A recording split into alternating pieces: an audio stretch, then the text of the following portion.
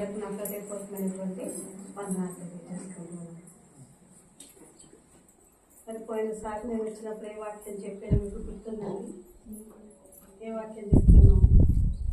సాధువైనట్టు మృదువైనట్టు అక్షయ అలంకారం కలిగిన దేవుని దృష్టికి మిగుల విలువైనది ఆ వాక్యం గురించి ఇప్పుడు నేను ఎన్నిసార్లు వచ్చాను కదా?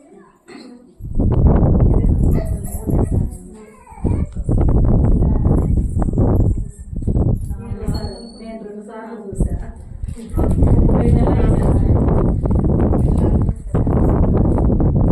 పోయినసారి మొన్న వచ్చినప్పుడు వాక్యం అదే చెప్పాను. సాధువైనట్లు మృదువైనట్లు అక్షయమైన అలంకారములు ధరించుకొని అవి దేవుని దృష్టికి మిగుల విలువైనది. అదే అక్కడ గుర్తుందా? గుర్తుందని చెప్తే ఏమంటారా అన్నట్టు అంటే 2 అంశాలు గుర్తు చేసుకోవడం చాలా ఇంకా బాగుండేది కూడా చెప్పినాడు. మొన్న చెప్పిన వాక్యాల కంటే ఇంకా బాగుండే వాక్యం అన్ని బాగుంటాయి. మనం అర్థం చేసుకునేదాన్ని అడుగుతుంది. పోయిన వారము వాక్యం కొంచెమన్నా జ్ఞాపకం. సాధువైన గుణములు అక్షయ అలంకారం. మనం లోకంలో చాలా అలంకారాలు చేసుకుంటా ఉంటాం, కానీ ఈ అలంకారాలు మనం పరలోక రాజ్యంలో చేర్చాం. ఎందుకంటే దేవుడు పైన పని చూసే దేవుడు కాదు, హృదయాన్ని చూసే దేవుడు. కాబట్టి మన హృదయము మృదువుగాను సాధువుగాను ఉంటే అది దేవుని దృష్టికి మిగుల విలువ గలది. విలువైన ఎక్కువ మనం ఎక్కడ దాచిపెట్టుకుంటాం? లాకర్లో ఇంట్లో ఐదువారు వేసి తాళం వేసి మళ్ళీ ఆ తాళం వస్తుందో లాగి చూసి అప్పుడుగా తను చాలా జాగ్రత్తగా దాచిపెట్టుకుంటాం కదండి. కానీ దేవుడు అంటున్నాడు, సాధువైన మృదువైన గుణమైన అక్షయ అలంకారం గల హృదయం నీకుంటే దేవుని దృష్టి ఎలా ఉంటుందో తెలుసా? విలువైన దానిగా విలువైన వాడిగా మనం అంటాం. విలువైన మనల్ని ఎక్కడ పడితే అక్కడ దేవుడు పడేసేయండి. దేవుడు అంటున్నాడు, చూడు నా చేతిలో నెక్స్ట్ మనకి కష్టం వచ్చినా సమస్య వచ్చినా దేవుడు అది మనల్ని చేరనకుండా తన రెక్కల చోటును భద్రపరిచి మన క్షేమంగా సురక్షితంగా ఉంచుతాడు కదండి. మరి ఈ రోజు వాక్యాన్ని మన ధ్యానించి గురించిన ప్రార్థన చేసుకుందాం.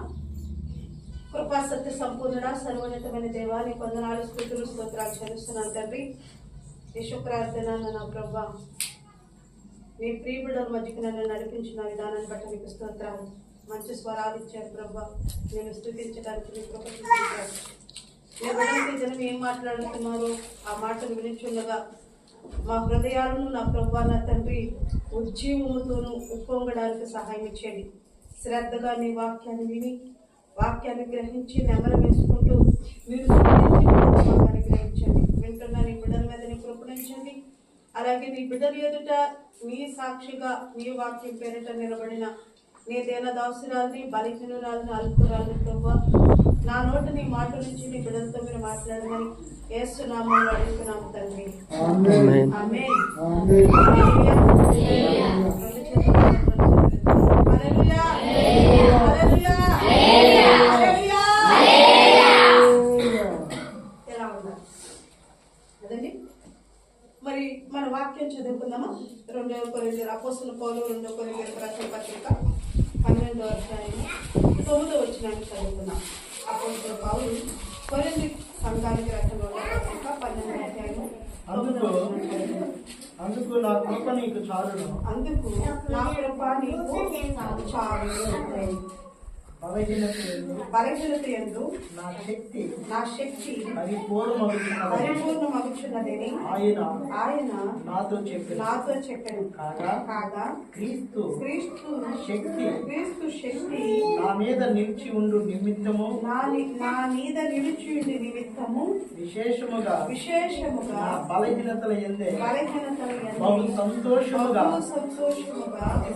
అతిశయపడుదును. వాక్యం నేను వాస్తవంగా ఇంకొక వాక్యాన్ని నేను తీసుకుని మీ దగ్గరికి వచ్చాను. కానీ ఇక్కడికి వచ్చిన తర్వాత ఇంటి దగ్గర నుంచి ఫోన్ వచ్చింది. ఒక వారం కిందట నా పెద్ద పాపని ఇక్కడే నేను ఇచ్చాను బర్త్డేలో. ఆ పాపకి 3rd month ప్రెగ్నెన్సీతో ఉంది. కానీ ఒక వారం ముందు పాపకు అబార్షన్ అయింది. నేను తీసుకుని ఇంటి దగ్గర పెట్టి నేను ఇలా మీటింగ్లకి వెళ్తూనే ఉన్నాను. ఇక్కడికి వచ్చిన తర్వాతే తెలిసింది పాపకు బాగాలేదు, హాస్పిటల్కి తీసుకెళ్ళారు. ఇప్పుడు అర్జెంట్గా ఏదో బాగాలేదని ఆ హాస్పిటల్కి తీసుకెళ్ళారు. మనసు చాలా బాధగా అనిపిస్తున్నా. ప్రార్థన చేసుకుంటే ప్రభు ఈ వాక్యాన్ని గుర్తు చేస్తూ ఉన్నాను. నేను తీసుకొచ్చిన వాక్యం వేరే, నేను మీతో చెప్పాలనుకున్న వాక్యం వేరే. కానీ కూర్చున్న తర్వాత ప్రభు నాతో మాట్లాడి వాక్యాన్ని మీతో పంచుకోవాలని నేను ఇష్టపడుతున్నాను. మనము ఇదేమో మన అంశం ఏంటంటే కృప. కృప అన్నది మనకు అందరికి బాగా తెలుసు. పాటల్లో చక్కగా పాడుతున్నాం. మీకు నిజంగా దేవుడు మంచి గిఫ్ట్ ఇచ్చాడు. మీరు చాలా బాగా పాడుతున్నారు. మీరు నాకు కనిపించలేదు పాడిన వాళ్ళు ఎవరో కానీ చాలా బాగా పాడారు. పిల్లలు అందరూ, యూత్ అందరూ చాలా బాగా పాటలు పాడుతున్నారు. చాలా సంతోషం అనిపించింది. చక్కటి స్వరాలు దేవుడు మీకు అనుగ్రహించాడు. దేవుడు మంచి ఖర్చుని వెనకంజు వేయద్దండి. దేవుడు మనకి ఇచ్చిన తలాంతులు మనం ఉపయోగించుకుంటూ ఉండాలి. నిజంగా మంచి సేవకుడు మంచి రీడింగ్లో మిమ్మల్ని తీసుకెళ్తున్నాడని మరి అర్థమవుతుంది. ఫస్ట్ వచ్చినప్పుడు మీరు ఎలా ఉన్నారు, ఇప్పుడు చాలా ఇంప్రూవ్మెంట్ కనిపిస్తుంది. అంటే అంతకుముందు ఎలా ఉన్నారో నాకు తెలియదు, కానీ నేను వచ్చిన తర్వాత ఫస్ట్ ఒక వారం అంతా ఒక నెలలో మీరు డల్గానే అనిపించిన, సెకండ్ నెలలో డల్గా అనిపించిన. ఇప్పుడు ఎలా ఉన్నారు తెలుసండి? చాలా అప్పుడు పలకడానికి కష్టంగా ఉన్నట్టున్నారు. ఇప్పుడు చాలా ఉద్యోగంగా వచ్చాను. మీ ఫేస్లో కళ కనిపిస్తుంది. చాలా సంతోషంగా అనిపిస్తుంది. ఏదైనా దేవునికి స్తోత్రం. ఈరోజు మనం కృప అన్న మాట మీద జ్ఞాపకం చేసుకోబోతున్నాం. కృప గురించి మీరు చాలాసార్లు దేవుని వాక్యాన్ని వినుంటారు.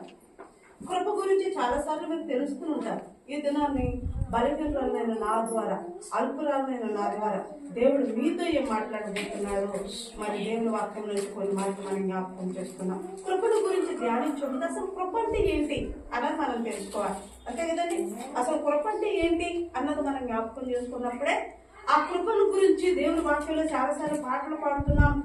ఆది కాండం నుంచి మనం మలాఖీ వరకు చదివితే చాలా సందర్భాల్లో కృపను గురించి భక్తులు చాలా మాటలు మాట్లాడుతూ వచ్చారు. అసలు కృప అంటే ఏంటన్నది మనం జ్ఞాపకం చేసుకున్నప్పుడే దేవుని కృప మన మీద ఉందా లేదా అన్నది మనం కూడా పరిశీలించుకోవడానికి మనకి చాలా మరి ఆధారంగా, అవకాశంగా, లేకుంటే ఆత్మీయ జ్ఞానంగా మనకి వాదన పడుతూ ఉంటుంది.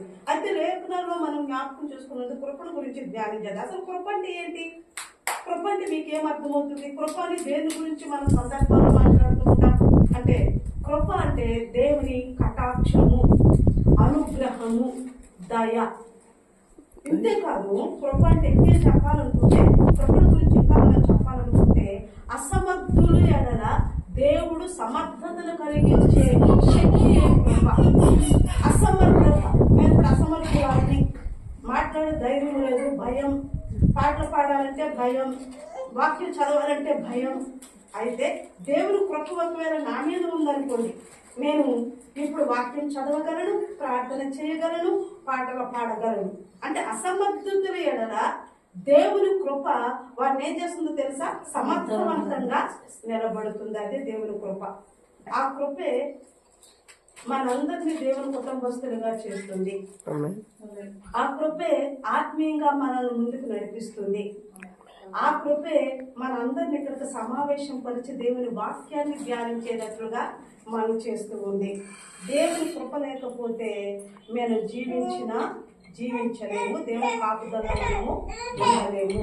అర్థమైందండి?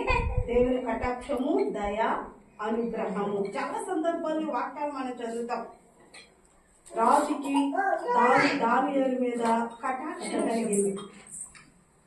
అక్కడ పని చేస్తున్న వాళ్ళు నపుంసకులు ఎస్తేరు మీద కటాక్షం చూపించారు. కటాక్షం చూపించడం అంటే ఏంటి?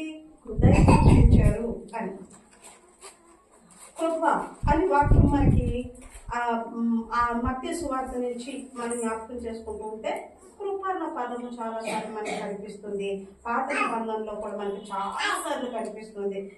మనం కీర్తన చదివితే కృపను గురించి దావీదు ప్రతి వచ్చిన వెంబడి వచ్చినాల్లో మనం చూస్తే ఎక్కువ కృపను గురించే రాసుకుంటూ వచ్చాడు. అంటే దేవుని కృప మన మీద ఉంటే మనం ఏ స్థానంలో ఉంటామో అన్నది చాలా మంది భక్తులు జీవితాల్లో మనం చూసుకుంటే బైబిల్ గ్రంథంలో వచ్చాము. అయితే లేఖనం మనకి ఈ దినాన్న కృప ద్వారా మనకి ఏం జ్ఞాపకం చేస్తుంది, అది మనం ఎలా అప్లై చేసుకుని మనం కూడా దేవుని కృపలో ఉండాలని, దేవుని కాపుదలో ఉండాలని మనం నేర్చుకోవాలని ఈ దినాన్ని మనతో మాట్లాడబోతున్నాడు. మనం చదువుకున్న మూలాంశం ఉంది కదండి. మరి అపోస్తలుడు పౌలు కొరింథీయులకు రాసిన పత్రిక 2వ అధ్యాయము 12వ అధ్యాయం 9వ వచనం మనం చదువుకున్నాం. 2వ కొరింథీయులకు రాసిన పత్రికలో అక్కడ దేవుని వాక్యం సెలవిస్తా ఉంది. అపోస్తలుడు పౌలుతో చెప్పబడ్డాడు, నా కృప నీకు చాలు. అపోస్తలుడు పౌలు గురించి మనందరికీ బాగా తెలుసు. అపోస్తలుడు పౌలు తను తాను పరిచయం చేసుకుంటే ఏమంటాడంటే, ఒక్కొక్కసారి ఒకప్పుడు నేను దోషకుడును, ఒకప్పుడు నేను హింసకుడును, ఒకప్పుడు నేను హానికరుడును, నన్ను చూస్తే అందరికి భయమే, కానీ ఇప్పుడు నేను ఎలా ఉన్నానో తెలుసా? దేవుని కృప ద్వారా ప్రేమగా ఉన్నాను. అంతకు ముందు గర్వంగా మాట్లాడే పౌలు ఇప్పుడు ఎలా మాట్లాడుతున్నాడు? ప్రేమగా. అతను చూస్తుంటేనే ప్రేమ, జాలి అతని కళ్ళల్లోనే కనిపిస్తుంది. ఎప్పుడైనా మీకు కళ్ళల్లో అలాంటివి ఎప్పుడైనా కళ్ళలో మీరు చూసినప్పుడు, ఇతరులు మనం చూసినప్పుడు ఆ కళ్ళు చూడు, ఆ కళ్ళతోనే నవ్వుతున్నాం అంటారు కొంతమంది. ఆ కళ్ళతోనే మనం ఒక్కొక్కసారి పిల్లలు చేద్దాం కదా, ఇంట్లోకి వెళ్ళిపోవాలన్నది బయట తెలియకుండా సైడ్ చేస్తుంటాం అని. అవును, ఎప్పుడైనా చేశారా? మన కంటితో కూడా భాష ఉంది, మన కంటి చూపుతో కూడా భాష ఉంది కదండి. కొన్ని సందర్భాల్లో కళ్ళ సైగుతోని చక్కగా మనం అవతల వ్యక్తికి అర్థమయ్యేటట్టు చెప్పేస్తూ ఉంటాం. ఒకవేళ కోపమున్నా కళ్ళ ద్వారా మనకు తెలుస్తుంది, ప్రేమ ఉన్న కళ్ళ ద్వారా మనకు తెలుస్తుంది. మన హృదయం దేవునితో నింపబడిందో అది మన కళ్ళ ద్వారా, ఎక్స్ప్రెషన్ ద్వారా మనకు కదండి. అపోస్తలుడు పౌలుని అప్పుడు చూస్తుంటే అందరికి భయం వేసేది, కానీ ఇప్పుడు అపోస్తలుడు పౌలుని చూస్తుంటే ఏమనిపిస్తుంది? అందరికీ ప్రేమ మాత్రమే కనిపిస్తుంది. ఆయన ఒకవేళ ఇప్పుడు నా ప్రేమను చూస్తున్నారే, కానీ అప్పుడు నేను హానికరుడను, దోషకుడను, హింసకుడు. ఇప్పుడు మాత్రం ఎలా ఉన్నాను? క్రీస్తు కొరకు ఎలా ఉన్నాను? ప్రేమగా నిలబడ్డాను. కొడుతున్న వాళ్ళకి వీపునిస్తున్నాడు. ఎన్నిసార్లు యేసు ప్రభుని ఒక్కసారి 39 కొరడా దెబ్బలు ఒక్కసారి యేసు ప్రభుని కొడితే అపోస్తలుడు పౌలుని ముమ్మారు కొట్టించుకున్నాడు. అతను ఎన్నిసార్లు కొట్టించుకున్నాడు? ముమ్మారు అంటే 3 సార్లు కొట్టించుకున్నాడు. ఎవరి కోసం కొట్టించుకున్నాడు? యేసుక్రీస్తు గురించి కొట్టించుకున్నాడా? దేనికోసం అంటే వాక్యాన్ని బోధిస్తుంటే వాళ్ళు ఏం చేస్తున్నారు తెలుసా?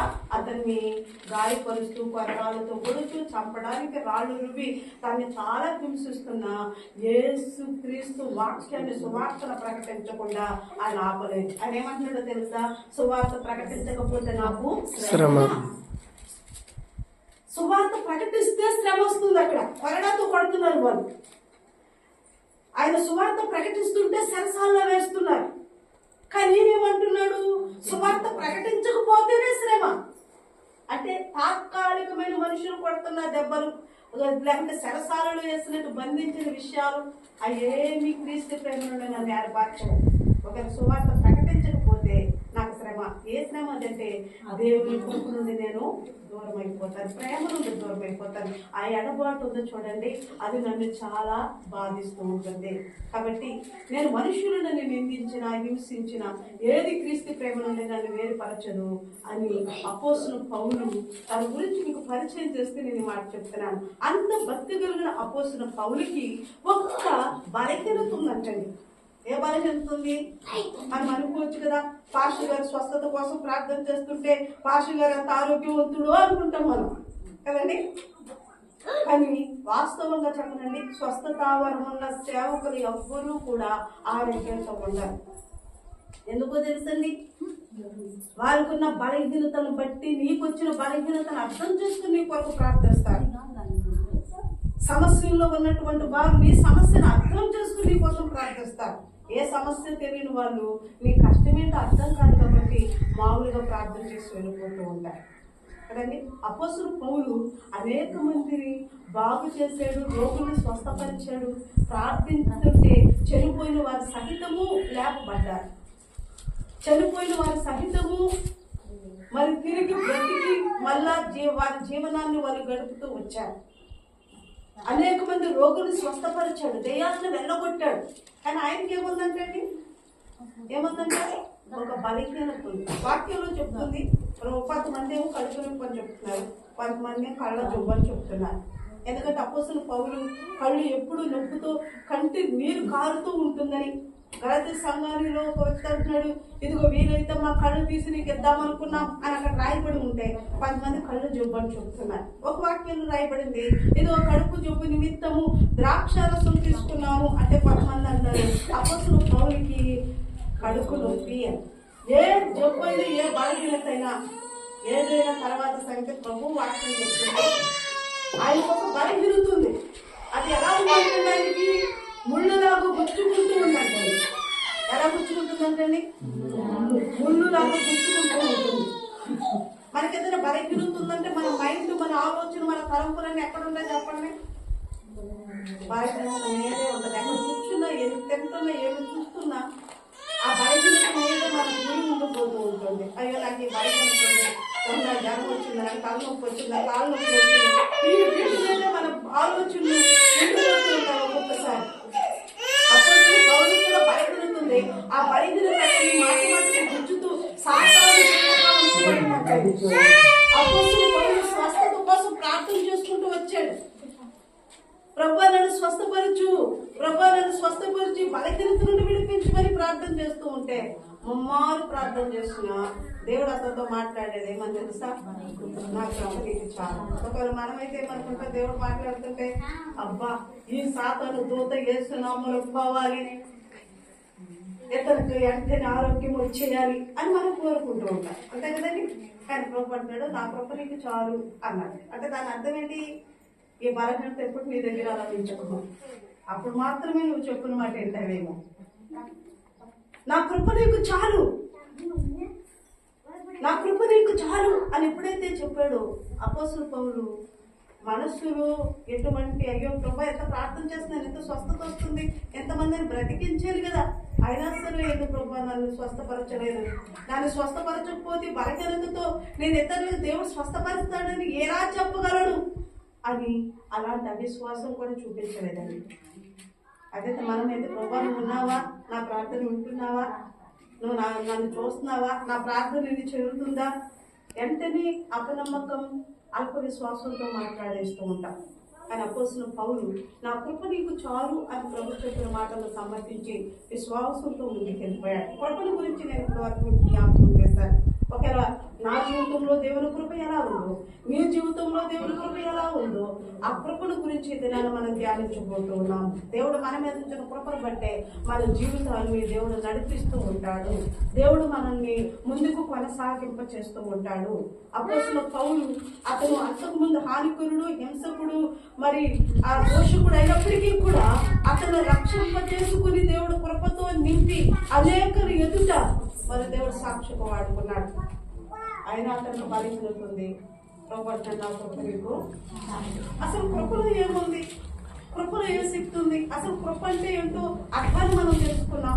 కృపలో ఏమేమి ఉన్నాయో కొన్ని విషయాలు కూడా మనం జ్ఞాపకం చేసుకున్నాం. అపోస్తలుడైన పౌలు యొక్క కృపలో ఏముంది అన్నది వీటిని స్వస్థతలు ఉన్నాయి, వాక్య ధ్యానం ఉంది, సంఘాలు కట్టే విధానం ఉంది. ఇవన్నీ చేస్తున్నప్పటికీ కూడా అతను బలహీనత ఉన్నా ఆ బలహీనత మీద గురిపెట్టుకుని అవిశ్వాసపరుడుగా మారి సేవ ఆపేలేదు, ప్రార్థన ఆపేలేదు, లేకుంటే సువార్తను ప్రకటించడం ఆపలేదు, సంఘాలను పట్టుకుంటూ సరసాలకు వెళ్ళి సరసాలలో ఉన్నటువంటి ఖైదీలకు సువార్త చెప్పి వారిని కూడా రక్షించగల శక్తివంతుడుగా ప్రభు అతన్ని నిలబెట్టాడు.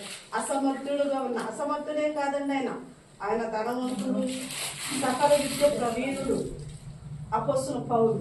కానీ అతను తను తాను పరిచయం చేసుకుంటూ ఏమంటాడంటే నేను అల్పుడిని. మనం ఏం చెప్పుకోవాలి?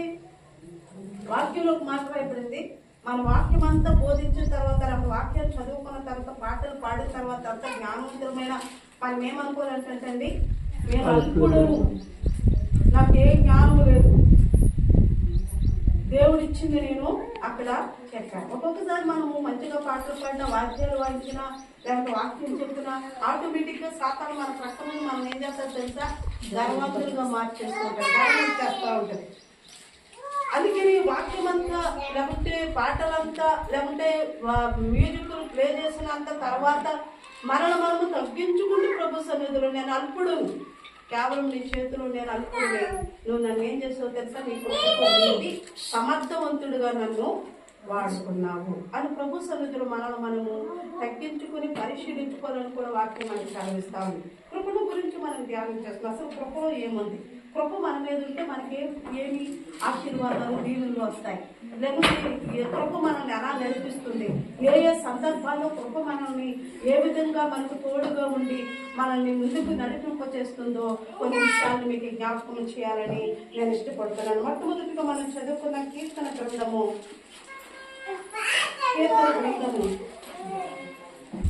94వ కీర్తన 18వ వచనాన్ని చదువుకున్నాం.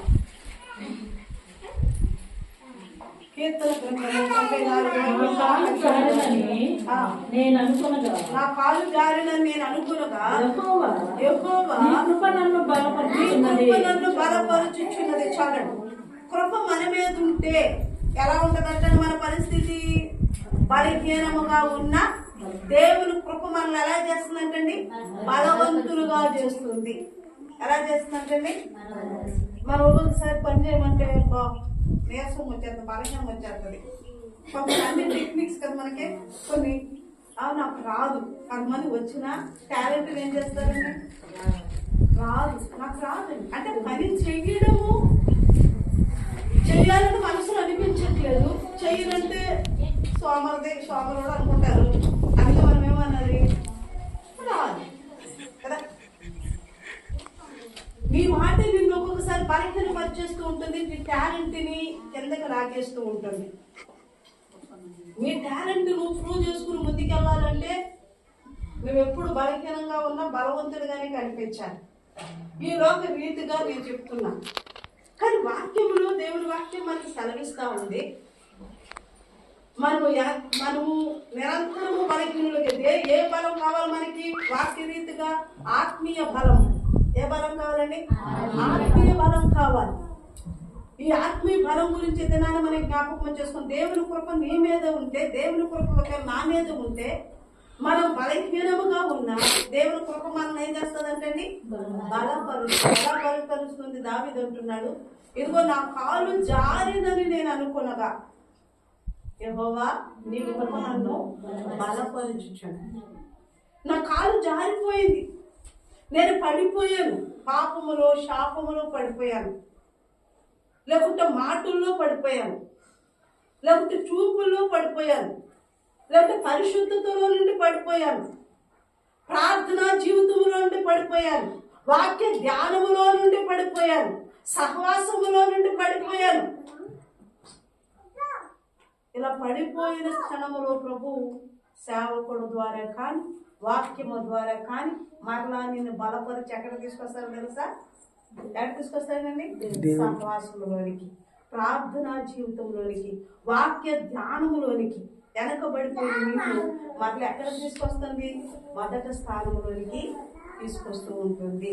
దేవుడి వాక్యం సెలవిస్తా ఉంది. దావీదు అంటున్నాడు, నా కాలు జారిపోయింది, ఇంకా నా పని అయిపోయింది అనుకున్నాను, కానీ యెహోవా నీ కృప నన్ను ఏం చేసింది? బలపరిచింది. అపోస్తలుడు పౌలు కూడా అంటున్నాడు, నేను ఎప్పుడు బలహీనుడునో అప్పుడే నేను బలవంతుడు. ఎప్పుడు నేను బలహీనుడునో అప్పుడే బలవంతుడు. మనం ఎప్పుడు బలహీనం కాదండి. ఎప్పుడైతే దేవుని చిత్తమైతే స్త్రీల గురించి ఒక సందర్భం చెప్తున్నప్పుడు ఏమేమి మనల్ని బలహీనపరుస్తాయి అన్న సందర్భంలో మీకు ఎప్పుడైనా ఖచ్చితంగా వాక్యాన్ని చెప్పాలని నేను ఇష్టపడుతున్నాను. మన బలహీనతకి, మన నీరసానికి కారణం ఎవరు అంటే అది ఒక విషయం, ఒక సందర్భంలో ఖచ్చితంగా మీకు ఈ వాక్యాన్ని కూడా చెప్పాలని నేను ఇష్టపడుతున్నాను. కానీ ఈ దినము మనం ధ్యానిస్తున్నాము, దేవుని కృప మనల్ని బలపరుస్తుంది. ఏం బలపరుస్తుందండి? హార్లిక్స్ బూస్టులు కాదండి, మనం బలపరిచేది ఏంటి కదా? చక్కగా టీవీ అడ్వర్టైజ్మెంట్ వస్తుంది కదండి, బూస్ట్ సీక్రెట్ ఆఫ్ మైండ్ కదా. బూస్ట్ మన ఎనర్జీ. ఏది మన ఎనర్జీ? ఏంటి ఏంటండి? దేవుడే మన బలం, ప్రార్థనే నీ బలం, దేవుని కృపే నీ బలం, దేవుని శక్తే నీ బలం.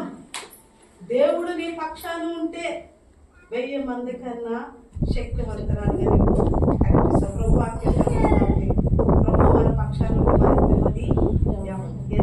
చిరోధులు ఎదిరించిన శక్తిని అనుగ్రహిస్తాడు. అంత బలాన్ని ప్రభు నీకు అనుగ్రహిస్తాడు, అంత శక్తిని ప్రభు నీకు అనుగ్రహిస్తాడు.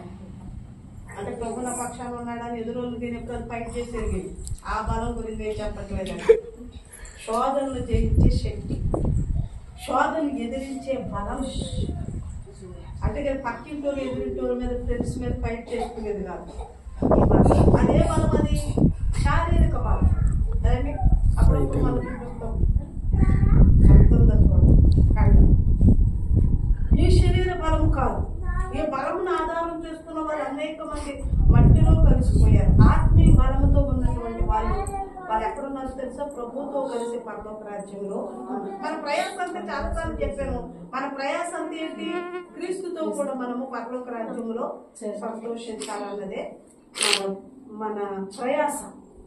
ఈ ప్రయాసం ఎప్పుడు మనం విడిచిపెట్టకూడదు. అది కృప మనం ఏం చేస్తుందో తెలుసా? మన ప్రయాసాన్ని విజయవంతం చేయాలి. నువ్వు బలహీనంగా ఉన్నప్పుడు నీ పక్షాన నిలబడి ప్రభు దగ్గర అడుగుతూ ఉంటాడు కృప. తెలుసండి, దావీదు అందుకంటే నా కాలు జారిపోయింది అనుకుంటున్నాను, నా కాలు జారిపోయింది అంటే మనం చాలాసార్లు అనుకుంటాం. ఒకప్పుడు నేను బాగా చదివేదండి, ఇప్పుడు బాగా చదవాలనుకుంటున్నాను. ఒకప్పుడు బాగా ప్రార్థన చేశాను. అమ్మ పిల్లల్ని స్వాధీనంలో పెట్టుకోండి మీరు. ఒకప్పుడు నేను బాగా ప్రార్థన చేశాను, కానీ ఇప్పుడు ఏం చేయలేకపోతున్నాను. ఒకప్పుడు ప్రార్థనకు ముందు వచ్చిందని, కానీ ఇప్పుడు ఏం చేయలేకపోతున్నాను. జారిపోవడం అంటే ఇదే. ఎవరేస్తారు మన కారుకి? జారిపోయే గుణాన్ని కలిగించేది ఎవరు చెప్పండి? అన్ని సాధారణంగా చెప్తాను కదా ఒకసారి. మనమే ఎంత తెలివిగా బిహేవ్ చేస్తామంటే, నేను వద్దాం అనుకున్నానండి, సాతాన్ని వేసేసాడు బాణం అంతే. ఆ బాణం వల్ల నా మనసు ఏమైపోయిందంటే బాధ అయిపోయి రాలేక ఇంటికొని కూర్చొని టీవీ చూసుకుంటాం. ఇదే కదా మనం చెప్పేది. ఎప్పుడైనా బాధ దేవుడు కొడుకుని ఏడ్చామంటే ప్రార్థన మానేస్తుంటాం, సాతాన్ మీద పెట్టేస్తుంటాం. కొన్ని సందర్భాలు వాడు కూడా అంటాడు, మనుషులు కూడా అంటారు బాబు తప్పులు మీరు చేసేసి చేసేస్తున్నారు. మీరు కూడా బాగా ముదిరిపోయారు. ఎవరంటారు మాట? సాతాన్ని చెప్పుకుంటా ఉంటాడు వాడు కూడా. మనం అప్పుడప్పుడు కానీ అన్ని సాతాన్లు చేసేయడండి. ఎప్పుడు సాతాన్లు చేస్తారో తెలుసా? మీ విశ్వాసంలో స్థిరంగా ఉన్నప్పుడు నీ పక్కన ఉంటాడు. నువ్వు వాక్య ధ్యానంలో స్థిరంగా ఉన్నప్పుడు నీ పక్కన ఉంటాడు. వాడు మామూలుగా నార్మల్గా ఉంటే అసలు మనకు కదిలించాడు. ఎందుకు కదిలించాడు తెలుసా? ఓన్లు చర్చికి వెళ్తున్నావు కానీ నువ్వు నా పార్టీ అంటాడు. నువ్వు ఓన్లు చర్చికి వెళ్తున్నావు అంటే మరి ఇంటి వచ్చిన రోజు నువ్వు నా పార్టీ కాబట్టి నేనేం అనను. మరి ఎవరినంటే మీరు బాగా ప్రార్థనలో స్థిరంగా, వాక్య ధ్యానంలో స్థిరంగా, దేవుని వాక్యం ఏది చెప్తుందో దాని ప్రకారం జీవించడానికి ఇష్టపడిన, ఎవరైతే ఇష్టపడి ఎంత కష్టం వచ్చినా దేవుడు చెప్పిన మాటలు తూచా తప్పకుండా నెరవేరుస్తూ బ్రతుకుతున్న వారి పక్కన ఉంటాడు. ఎగ్జాంపుల్ యోగు గురించి మనందరికి బాగా. కాబట్టి మనం సాధారణ మీద నేరం వేయక్కర్లేదండి. కొన్ని మన బలహీనతలు కూడా ఉన్నాయి. ఈ బలహీనతలు బలంగా దేవుని కృప నేను బలవంతులుగా చేస్తుంది.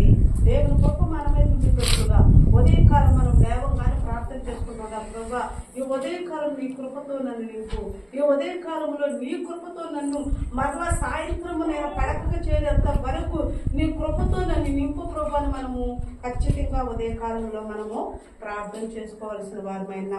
ఇంకా కృపను గురించి మనం జ్ఞాపకం చేసుకుంటే దేవుని లేఖనం మనకేం కలిగిస్తుందంటే ప్రేమైన వాళ్ళరా, కృప మనం ఏమేమి చేస్తుందో దేవుని వాక్యం నుంచి ధ్యానం చేద్దాము.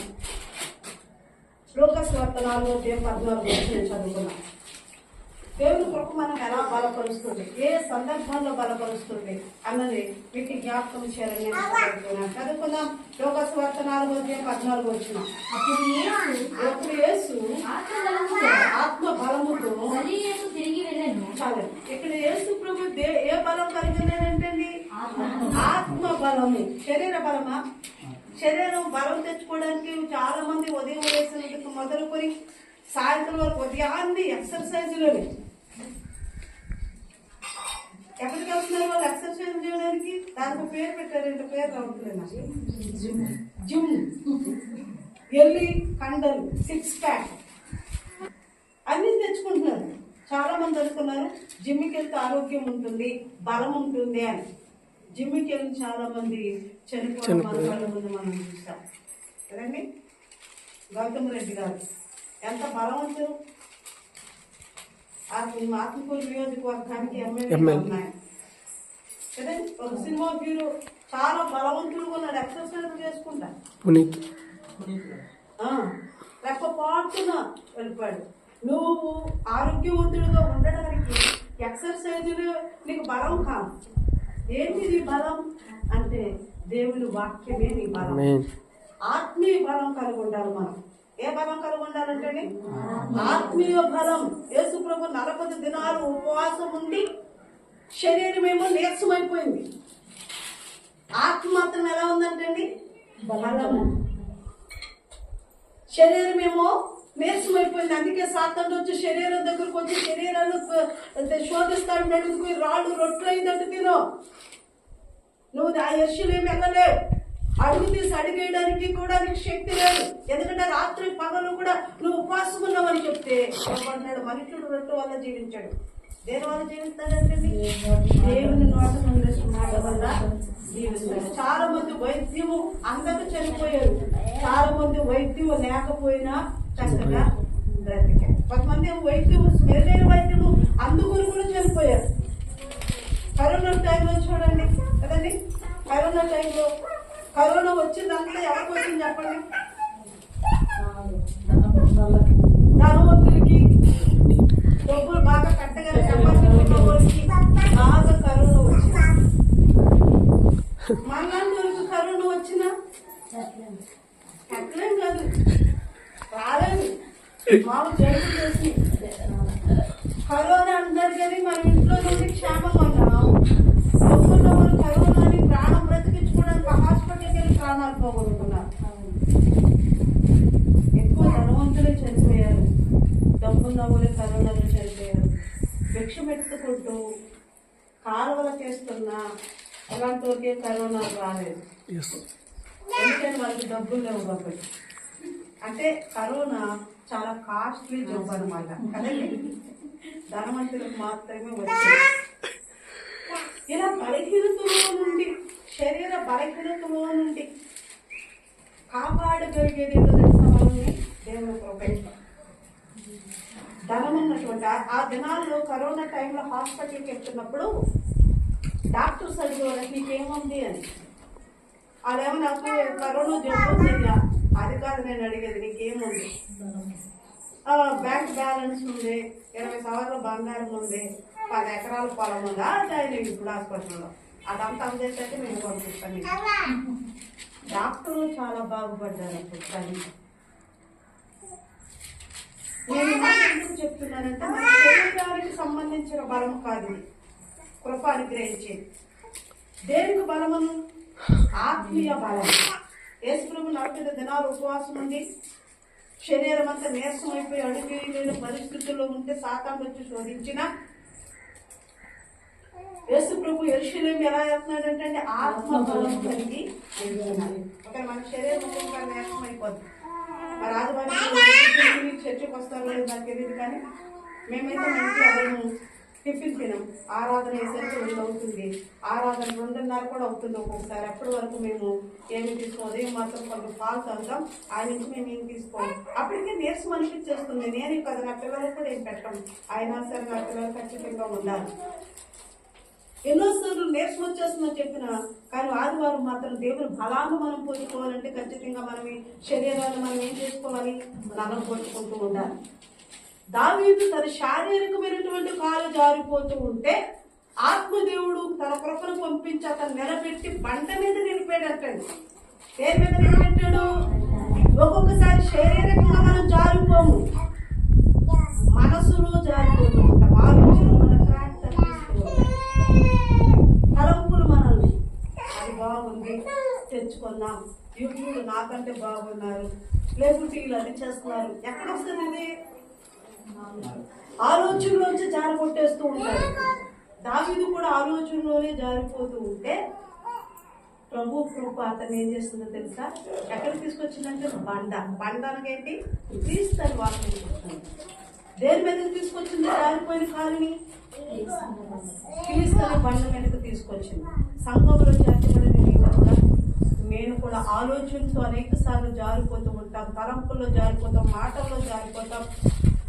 అనేక సార్లు జారిపోయే పరిస్థితుల్లో మనం ఉన్నప్పుడు దేవుని కృప నీ మీద ఉంటే ప్రభు జారిపోతున్నాను అని ఒక్కసారి నువ్వు ప్రభుని పిలిచి చెప్తే ప్రభు అంటే వెంటనే తన కృపతో నీకు మళ్ళీ నేను క్రీస్తు బండ మీద నిలబెడతాడు. నువ్వు బలహీనతలో ఉన్నప్పుడు బలంగా నిలబడతాడు. కాబట్టి దేవుని కృప మన మీద ఉండేటట్టు మనం చూసుకోవాలి. ఎవరి కృప ఉండాలి? మనుషుల కృప, దేవుని కృప. ఎవరి కృప అండి? యేసుక్రీస్తు గురించి రాయబడిన లోకాసు వార్త 2:52 యేసుక్రీస్తు జ్ఞానమందును వయస్సునందును వర్ధిల్లుతున్నాడు. ఈ దయ అన్న దానికి ఇందాక నేను ఒక చెప్పాను కదా, కటాక్షం, అనుగ్రహము, కృపకు సంబంధించినవి పర్యాయ పదాలు. కృపకు పర్యాయ పదాలు ఏంటంటే అనుగ్రహము, కటాక్షము, దయ. ఇక్కడ లేఖనం చదివిస్తుంది యేసుక్రీస్తు దేవుడు కదా, ఆయనకు మనుషులు దయ ఎందుకు, దేవుని దయ ఎందుకు మనం అనుకోవచ్చు కదండి. మనుషుల దయ ఎందుకు, ఆయన దేవుడు కదా అని మనం అంటే, ప్రభు శారీరకంగా 100% మానవుడికి లోకంలో జీవించాడు, 100% దైవంగా కూడా రెండు రకాలైనటువంటి ఉన్నాయి. శారీరకంగా మనం చూస్తే 100% ఆయన మానవుడే, ఆత్మీయ పరిశుద్ధతను మనం జ్ఞాపకం చేసుకుంటే 100% ఆయన దేవుడు. కాబట్టి శరీరం ఎప్పుడు బలహీనంగానే ఉంటుంది. కాబట్టి శరీరాన్ని మనుషులు చూస్తారు. కాబట్టి దేవుని దయ, మనుషుల దయ దేవునికి చాలా అవసరమైంది. ఆయన మనుషుల దయందును దేవుని దయందును వర్ధిల్లుతూ వస్తున్నాడు. దేవునికే మనుషుల దయ అవసరమైనప్పుడు మనకెవరి దయ కావాలి? మనుషుల దయ ఉండాలి, దేవుని దయ. మనుషులు ఒక్కొక్కసారి మన మీద దయ చూపించారు, కృప చూపించారు. ఎందుకంటే మానవ నైజం ఎలాంటిదంటే ఒక వ్యక్తిని తనకంటే గొప్పవాడు, తనకంటే మంచివాడు అని ఏ మనుషులు కూడా చెప్పలేరు. చెప్తారు మీరు ఎప్పుడన్నా? నా ఫ్రెండ్ నాకన్నా మంచిదని ఎప్పుడన్నా చెప్పారా మీరు? చెప్పారా? మంచిదే కానీ అంటే మంచిది వెనకాల వెంటనే కాని తగిలించేస్తాం. ఈ చెప్పి వింటున్న వ్యక్తిగా కానిలో ఉన్నటువంటి విశేషం తెలుసుకోవాలని ఆత్రం తాగదు.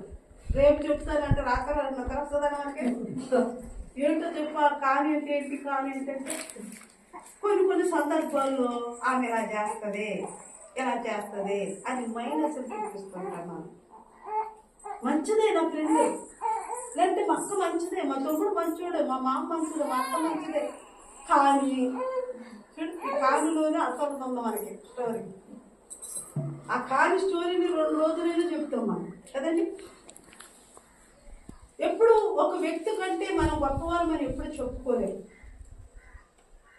కానీ వాక్యం సెలవిస్తా ఉంది. ప్రభు అంటాడు, నీ పొరుగువాడు నీకన్నా గొప్పవాడని చెప్పాలి. ఎలా చెప్పాలంట? మనం తగ్గించుకోవాలి, మన పొరుగు వారిని హెచ్చించాలి. ప్రభు మెచ్చే లక్షణం అది. దావీదు జారిపోతున్నప్పుడు ప్రభు నిలబెట్టింది. ఎక్కడ నిలబెట్టిందని చెప్పుకున్నాం మనం? బండ మీద నిలబెట్టింది. మనకి శారీరకమైన బలం గురించి నేను చెప్పట్లేదు, ఆత్మీయ బలము మనకు అవసరమైన దేవుని వాక్యాల గురించి మనం జ్ఞాపకం చేసుకుంటున్నాం. ఉపవాసము చేత మనం స్థిరపరచుకోవాలి, మన ఆత్మను బలపరుచుకుంటూ ఉండాలి. వాక్యం విన్నప్పుడే ఆత్మకు బలం వస్తుంది. మనకి దేని ద్వారా బలం వస్తుంది? మనకి వాక్యం విన్నప్పుడు, వాక్యంలో సత్యాలను మనం తెలుసుకున్నప్పుడు, విశ్వాసంతో మోకరించి ప్రార్థన చేస్తున్నప్పుడు దేవుడు తన కృపతో మనల్ని నింపుతూ ఉంటాడు. ఆ కృప మనల్ని బలహీన పడుతున్నప్పుడు బలపరుస్తూ ఉంటుందని లేఖనాలు మనకు సెలవిస్తున్నాయి. అందుకనే అపోస్తలుడు పౌలు తిమోతితో ఏమంటాడంటే, నా కుమారుడా యేసుక్రీస్తు కృప చేత నువ్వు బలవంతుడు కమ్ము. దేంతో బలం ఉండాలి? నువ్వు దేవుని కృప చేత ఎలా ఉండాలంటండి? బలవంతుడు. మన తిమోతిని పత్రికలు చదువుతున్నాం కదా, తిమోతి యవనస్తుడు. అప్పుడు యవనస్తుడైన తిమోతితో ప్రభు అపోస్తలుడు పౌలు అంటాడు, నా కుమారుడా, నా ప్రియ బిడ్డ, యేసుక్రీస్తు కృప చేత నువ్వు ఎలా ఉండాలి? బలము కలిగి ఉండాలి, జారిపోకుండా. ఎందుకంటే యవనస్తుడవు కదా, జారిపోకుండా. ఎందుకంటే యవనస్తుడవు కదా. ఒకవేళ మన విశ్వాసంలో స్థిరంగా ఉన్నా యవనస్తుడు యవనస్తులైనటువంటి వారు మరి యవనస్తులైన మనం అన్నారనుకోండి పాఠం కూడా యవనస్తులు అనొచ్చు మీరు కదా, యవనస్తులైనటువంటి వారు. అందుకే అపోస్తలుడు పౌలు ఈ తిమోతితో చెప్తున్నాను, మాటల్లోను, చూపుల్లోను, నడతల్లోను, క్రియల్లో పరిశుద్ధులకు మాదిరిగా ఉంది. యేసుక్రీస్తు కృప చేత బలవంతుడుగా ఉంది. ఈ విషయాల్లో పడిపోబోకు. మన మాటల్లో పడిపోతాం కదా, మాట పడిపోతాం కదా. ఈరోజు మనం అనుకుంటాం, ఈరోజు ఒక అబద్ధం కూడా చెప్తాం, ఈరోజు ఎవరి మీద కోపం పడకూడదు అన్న రోజు ఉదయం నుండి సాయంత్రం దాకా కోపంగా ఉంటాం. ఈరోజు ఒక అబద్ధం కూడా చెప్పకూడదు అన్న రోజే 4-5 అబద్ధాలైనా ఆడేస్తాం కదా. సాతానికి తెలిసి ఎక్కడ నువ్వు తీర్మానం తీసుకుని అక్కడికి వచ్చి కూర్చుంటాడు. నీ బలహీనత తెలిసేది ఇద్దరికి, ఒకటి దేవుడు, రెండోది సాతాను. దేవుడు నీ బలహీనతలో బలాన్ని అనుగ్రహించి నిన్ను ముందుకు నడిపిస్తుంటే సాతాను బలహీనత దగ్గర కూర్చుని నిన్ను జారిపోయేటట్టు చేస్తూ ఉంటాడు. అర్థమైందండి? దేవుడేమో నీ భవిష్యత్తును చూపించి నిన్ను ముందుకు నడిపిస్తుంటే సాతానుడేమో నీ గతాన్ని జ్ఞాపకం చేసి నిన్ను కృంగిపోయేటట్టు చేస్తుంటాడు. ఏది అవసరం మనకి? భవిష్యత్తు అవసరమా, గతం అవసరమా? ఏది అవసరం? భవిష్యత్తు. గతంలోకి వెళ్ళి మన జీవితాలు మార్చుకోలేము, కానీ భవిష్యత్తులో మన పరిస్థితులు మార్చుకొని ముందుకి మనం వెళ్ళగలం. ఏం కావాలి మనకి? ఏం కావాలి? ఒక వ్యక్తిని బలహీనపరచాలంటే మన పరుగుంటూ ఏం చేస్తారో తెలుసా? ఆమె బాగా ప్రార్థన చేస్తుందా? అప్పుడు ఒకప్పుడు రాడండి, ఒకప్పుడు రాడండి ఆయన వెంటనే అలాంటి మాటలు చుట్టూరంగా చేసేస్తాం. కానీ ఆత్మీయులు చేసే పని ఏంటంటే లేఖనం సెలవిస్తా ఉంది, మనం ఎప్పుడు మన బలహీనతలను మనం ప్రభు దగ్గరికి వచ్చినప్పుడు విడిచిపెట్టినాక మళ్ళీ వాటిని జ్ఞాపకం చేసుకోకూడదు.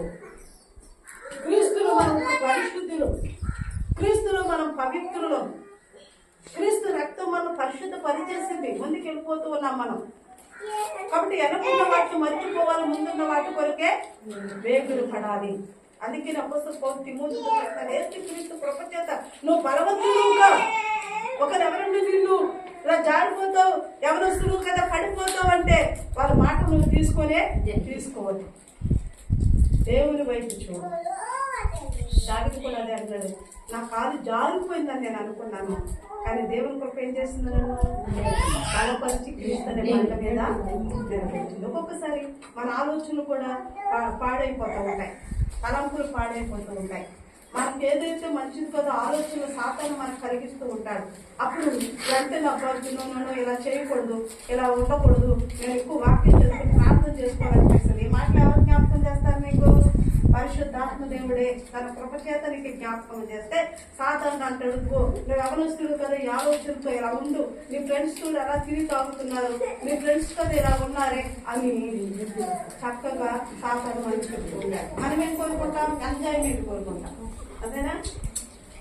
అది నా ఫ్రెండ్స్ అంత ఎంజాయ్ చేస్తున్నారు, నేనేమో ముసుగేసుకుని చర్చిలో కూర్చొని ఏదో పోగొట్టుకున్నట్టుగా ఉన్నాను అనిపిస్తుంది. సాతాను అలా చెప్తాడు మనకి, నేను చెప్పట్లేదండి, పాట నేను చూస్తున్నాను. సాతాను చెప్తాడు మనకి. అప్పుడు నిజమే కదా, ఈరోజు చర్చ అనేసి ఇంటికి వచ్చి ఎంజాయ్ చేద్దాం అనిపిస్తుంది. అక్కడ దాకా బాగా వెళ్ళకంటే గొడవ వస్తుంది తెలుసండి.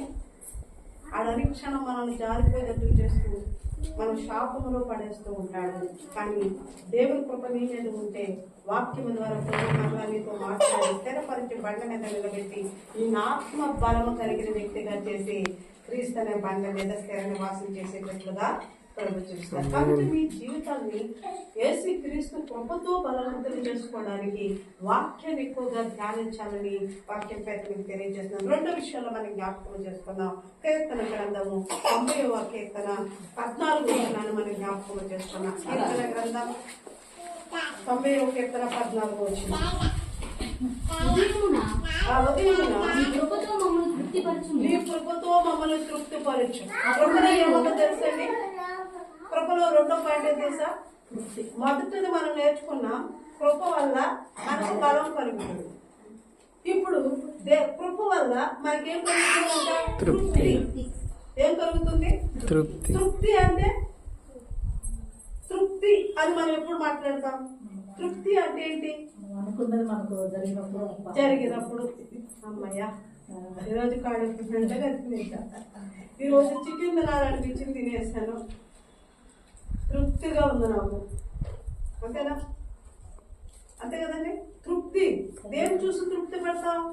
నీ హృదయం ఆశించిన దానిని నువ్వు పొందుకున్నప్పుడు. మనుషులకు తృప్తి ఉందా? మనుషులకు తృప్తి ఉందా? ఒక ఇల్లు కట్టుకుంటే ఇంకొక ఇల్లు కట్టుకోవాలనిపిస్తుంది. ఈరోజు ఇష్టమైన ఒక చీర కొనుక్కుంటే ఇంకొక మంచి చీర కొనుక్కోవాలి అనిపిస్తుంది. లేకుంటే ఈరోజు మనం ఒక ఊరికి వెళ్ళి పిక్నిక్ చూసొచ్చాం, మరలా ఇంకొక ఊరికి వెళ్ళాలనిపిస్తుంది. అంటే తృప్తి లేని జీవితం. ఆశ తీరిపోయింది, తృప్తి పడ్డం ఎంతటితో ముగిసిపోయిందంటే లేదు. మనుషులకు తృప్తి లేదు.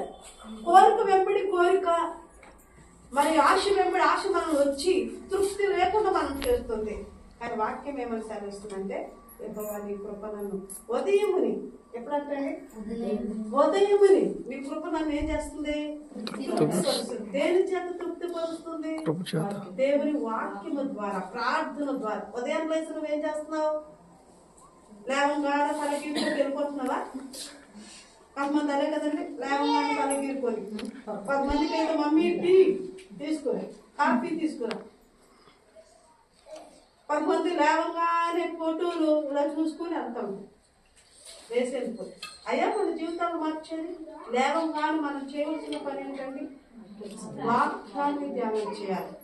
ఒక భక్తుడు అంటాడు, వాక్యం చదవకుండా నేను నోట్లో మంచినీళ్ళు కూడా వేసుకోను, ఏది తీసుకోను, తినను. మొట్టమొదటి తినవలసింది ఏంటి? వాక్యమే. మొట్టమొదటిగా నేను ఉదయాన్నే లేవంగానే ఎవరితో మాట్లాడాలి? దేవునితో మాట్లాడడం అంటే ప్రార్థన చేయడం. ఇప్పుడు ప్రార్థనలు ఏమని వారు చెప్తున్నాడు ఇక్కడ. ఈ కీర్తన రాసింది మోషే రాశారు. ఈ మోషే ఏమంటాడంటే, ఉదయం నీ కృపతో నన్ను నింపావు, నన్ను తృప్తిపరిచావు.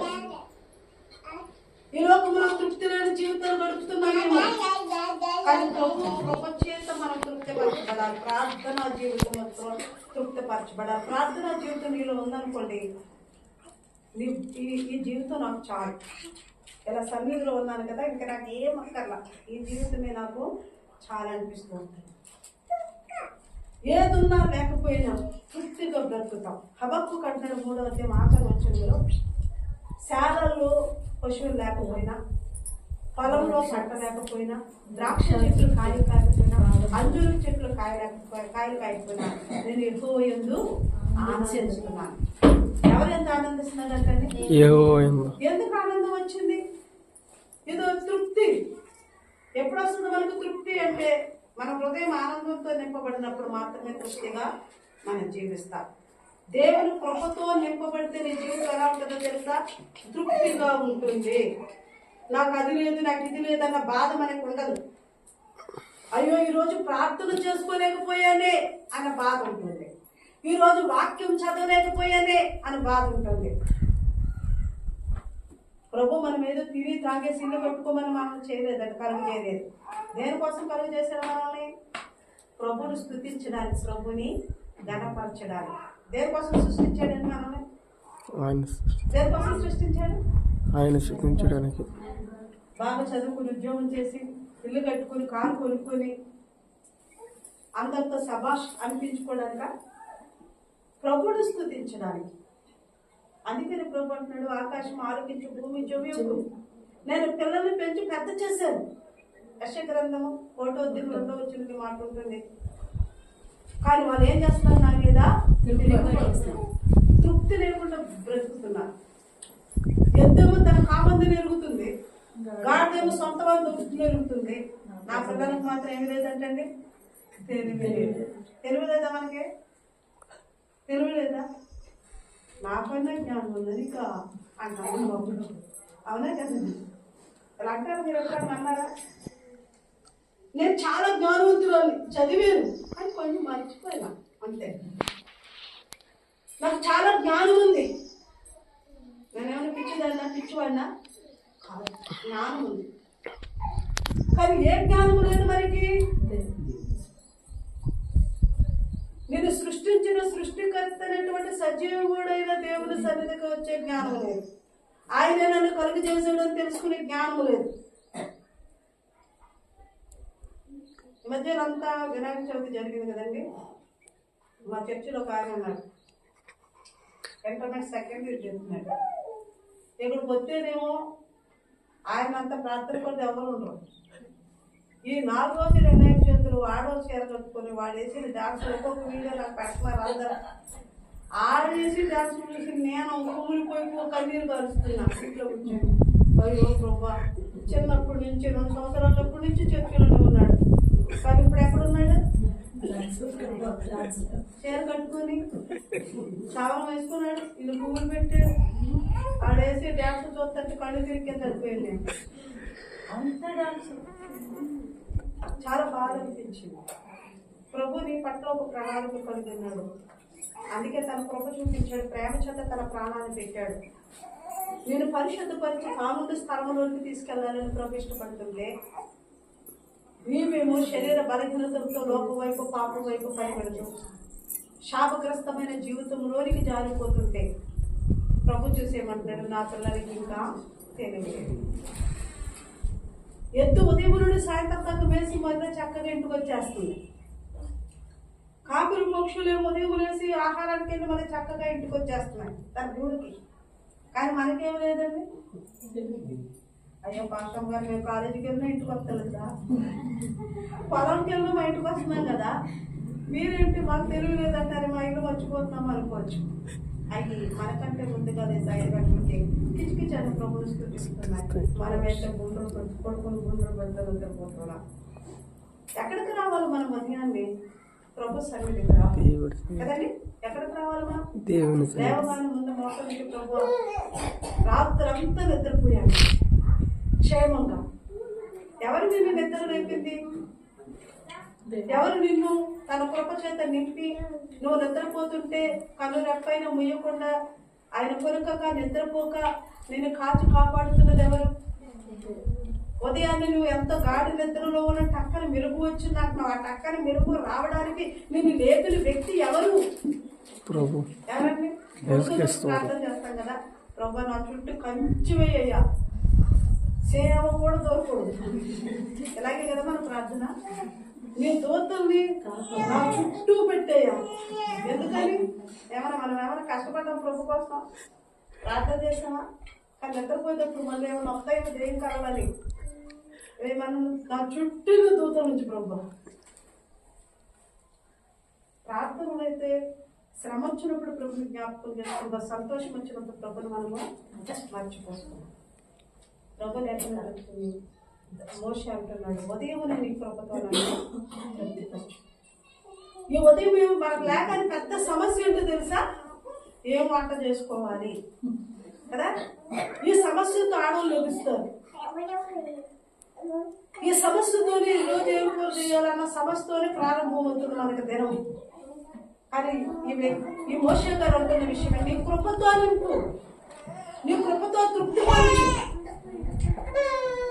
నేను కోరుకున్నటువంటివి లేకపోయినా, నేను కోరుకున్న ఆడంబరమైన జీవితం నాకు లేకపోయినా, నేను కోరుకున్న లేకుంటే ఏదైతే కావాలని నా స్నేహితుల కంటే, బంధువుల కంటే, నా రక్త సంబంధుల కంటే, శ్రేయోభిలాషుల కంటే ఏదైనా హెచ్చైన జీవితం నాకు కలగాలని కోరుకున్నాను.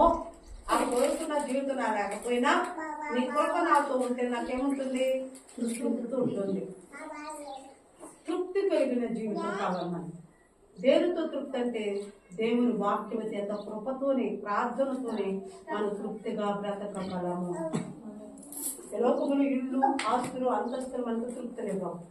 కార్లు, మిద్దులు, బంగళాలు మనకి తృప్తినివ్వవు. మరి ఏం మనకు తృప్తినిచ్చేది అంటే దేవుని కృప. శ్రమలలో కూడా కృపంటే నేను నడిపిస్తుంది సంతోషంతో. దుఃఖములో దేవుని కృపనికి తోడుంటే నువ్వు సంతోషాన్ని, ప్రభు నీ దుఃఖము నాట్యంగా నేను మారుస్తాను, నీ శ్రమని సంతోషంగా మారుస్తాను, నీ వేదంలో నేను తోడుగా ఉంటాను. ప్రభు కృప ఎప్పుడు మనకు తోడుగా ఉండి మనకు తృప్తి పరుచుకునే ఉంటుంది. ఎక్కడ మనల్ని నిరుత్సాహపరచదు. అందుకే నీ వాక్యాన్ని ఉదయాన్ని మనం చదువుకోవడం అలవాటు చేసుకోవాలి. దేవగానే ఏం చదువుకోవాలి? మనం వాక్యాన్ని చదువుకోవాలి.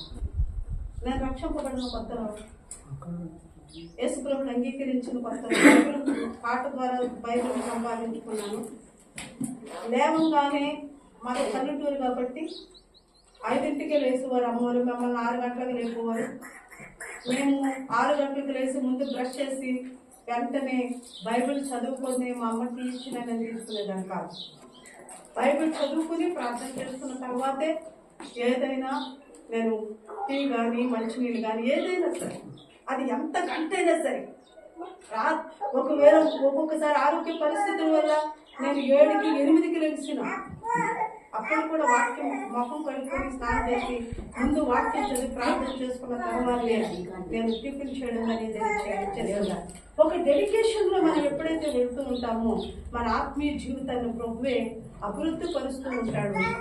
ఆత్మీయ జీవితంతో పాటు మనకేం అవసరాలు నిత్యావసరతలు ఏమున్నాయో వాటిని కూడా ప్రభు మనకి చూపిస్తూ ఉంటాడు. ప్రభు వాక్యం చదివిస్తుంది కదా, పర సంబంధమైన వాటిని అడిగితే భూ సంబంధమైన ఆశీర్వాదాలు కూడా ప్రభు మనకి ఇస్తారు. మత్తయి సువార్త 6:33 ప్రభు లేఖనం మనకి ఏ విధంగా తెలియజేస్తుందంటే, మొదటైన రాజ్యాన్ని నీతిని వెతుకుడి.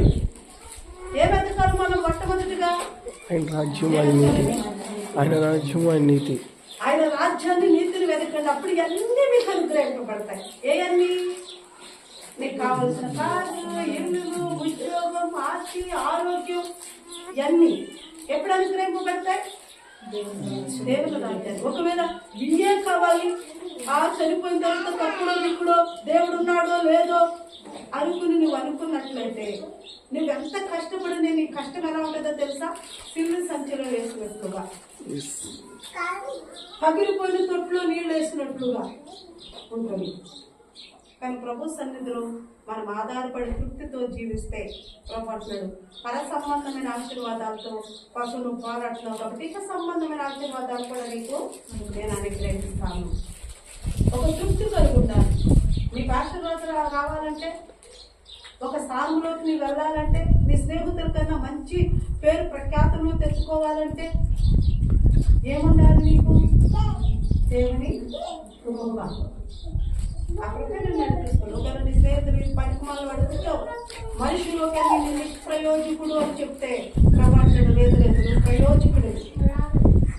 మనుషులేమో నిన్ను నిష్ప్రయోజకుడు, పనికిమాలిన వాడు పనికిమాలినదంటే దేవుడు మాత్రం అంటే లేదు, నా కృప నీకు తోడుగా ఉంది, నువ్వు ప్రయోజకుడివి,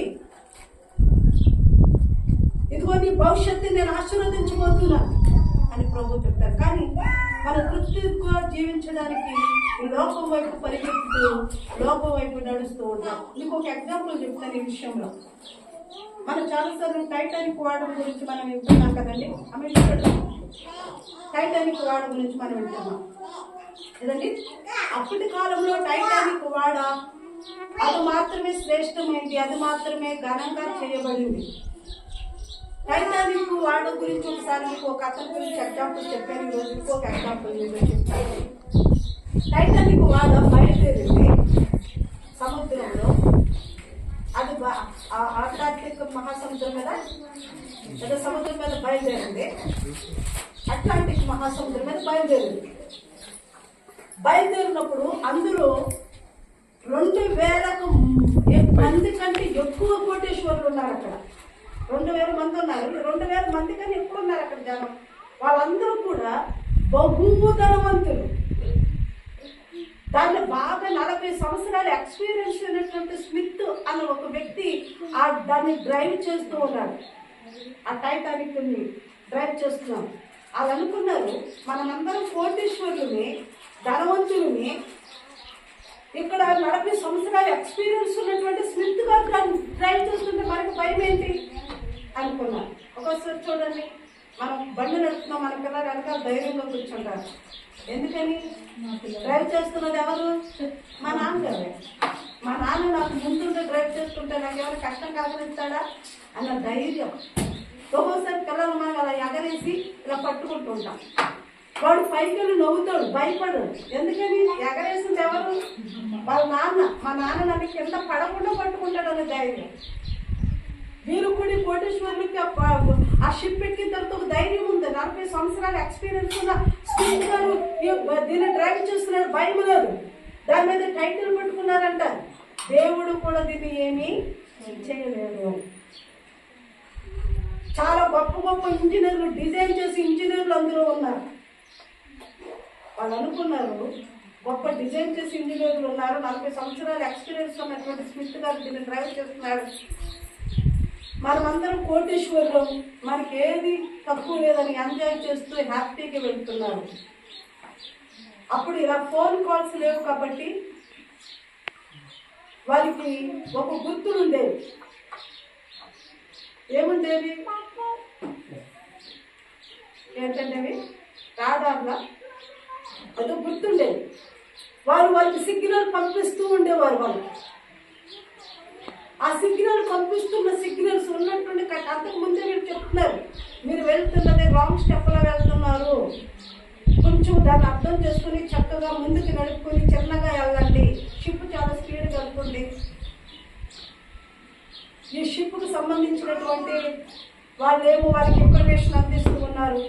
కానీ డ్రైవ్ చేస్తున్న వీళ్ళు ఇంజనీర్స్ ఖాతరు చేయలేదు, లెక్క చేయలేదు విషయాన్ని. ఓహో, నేను 40 సంవత్సరాల ఎక్స్పీరియన్స్ ఉన్నా, నాకు తెలియదా, ఎన్నోసార్లు దారిలో వెళ్ళి వచ్చాను అనుకుంటున్నాను స్మిత్ గారు. అక్కడ ఇంజనీర్లు అంటున్నారు ఇక్కడ అంతా బాగానే ఉంది, నేను ఇలాగ చూసే చెప్పేయగలను అంటున్నారు వాళ్ళు. కానీ వారికి సంబంధించిన సాంకేతికాలకు మాత్రం ఏమని వస్తున్నాయి తెలుసా, మీరు చాలా డేంజర్లో ఉన్నారు, మీరు చాలా చిన్నగా వెళ్ళాలి అని అక్కడి నుంచి ఆఫీస్ నుంచి వీరికి మరి దానికి సంబంధించిన సాంకేతికాలు వస్తూ ఉన్నాయి, మీరు మాత్రం లెక్క చేయలేదు. ఈ సందర్భంలోనే ఆ దేవుని చిన్న ఐస్ కొండని తీకొట్టింది, 2గా ఇరిగి పోయింది. 2000కు పైగా ఉన్న కోటీశ్వరులు విగత జీవులుగా సముద్రములో మృత్యువుగా మారిపోయారు. ఒక క్షణంలోనే జరిగిపోయింది. వాళ్ళు అనుకున్నారు మా బలం, మా ధనం, మా ఆస్తి, మా అందం, మా పలుకుబడి, మా గొప్పతనం, నా తెలివి, నా జ్ఞానం, ఇవే నన్ను బ్రతికిస్తాయి అనుకున్నారు. కానీ మోషే ఏమంటున్నారు తెలుసా, ప్రభా నీ కృపతో నన్ను ఉదయాన్నే నీ కృపతో నింపు, ఉదయం నుండి సాయంత్రం దాకా నీ కృప లేకపోతే నేను ఎప్పుడు చనిపోతానో కూడా చెప్పాను.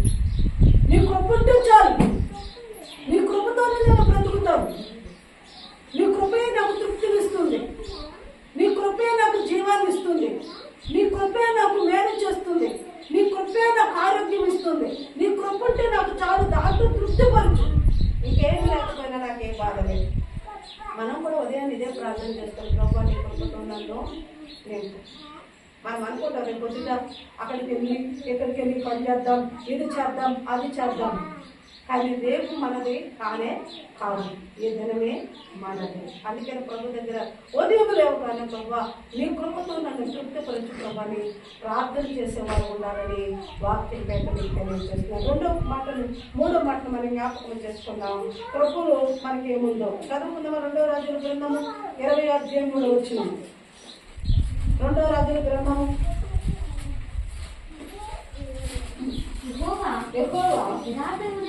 యథార్థ హృదయుడునై సత్యముతో నీ సన్నిధిని నేనెట్లు నడుచుకుంటున్నానో నీ దృష్టికి అనుకూలముగా సమస్తమును నేనెట్లు జరిగించుతునో కృపతో జ్ఞాపకము చేసుకొనుము. చాలు. ఇక్కడ మనకు రాయబడినటువంటి మాట 4 ఏంటంటే దేవుని కృప దేవుని జ్ఞాపకాలలో మనం ఉంచుతుంది. ఎవరి జ్ఞాపకాల్లో ఉంచుతుంది? ఎవరి జ్ఞాపకాల్లో ఉంచుతుందండి? నేను అప్పుడు మనం మనుషులకి అప్పుడప్పుడు నన్ను మర్చిపోయేవులే కదండి, మర్చిపోలేదు. కానీ సందర్భాన్ని బట్టి వాళ్ళు మనం జ్ఞాపకం చేసుకోకపోతే మనం ఏమని అడుగుతుంటాం వారిని, నువ్వు నన్ను మర్చిపోయావు, మేము ఎందుకు గుర్తొస్తాంలే అని మనమే తక్కువ చేసుకుంటూ మాట్లాడేస్తూ ఉంటాం. ఇక్కడ 3వ విషయం మీకు జ్ఞాపకం చేస్తున్నాను. మొదట మనం నేర్చుకున్న కృపలో బలం ఉంది కదండి. కృపలో ఏముంది? బలం. కృపలో ఏముంది? బలం. అంటే కృప మనకు ఉండాలో వద్దా? మనకు ఆత్మీయ బలం కావాలంటే దేవుని కృప మనకి ఖచ్చితంగా అవసరమే. 2వది మనం నేర్చుకున్నాం, కృపలో తృప్తి ఉంది. కృపలో ఏముందండి? తృప్తి ఉంది. 3వదిగా మనం నేర్చుకుంటున్నాం, కృప దేవుని జ్ఞాపకాల్లో ఉండేటట్లు చేస్తుంది.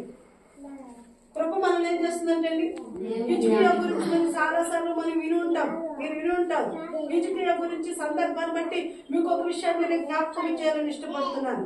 హిజ్కియా రాజు చాలా యథార్థవంతుడుగా, పరిశుద్ధుడుగా ప్రభు తనకు అప్పగించినటువంటి రాజ్యాన్ని పరిపాలిస్తూ దేవుని పట్ల విశ్వాసపాత్రుడుగా జీవించుకుంటూ వచ్చాడు.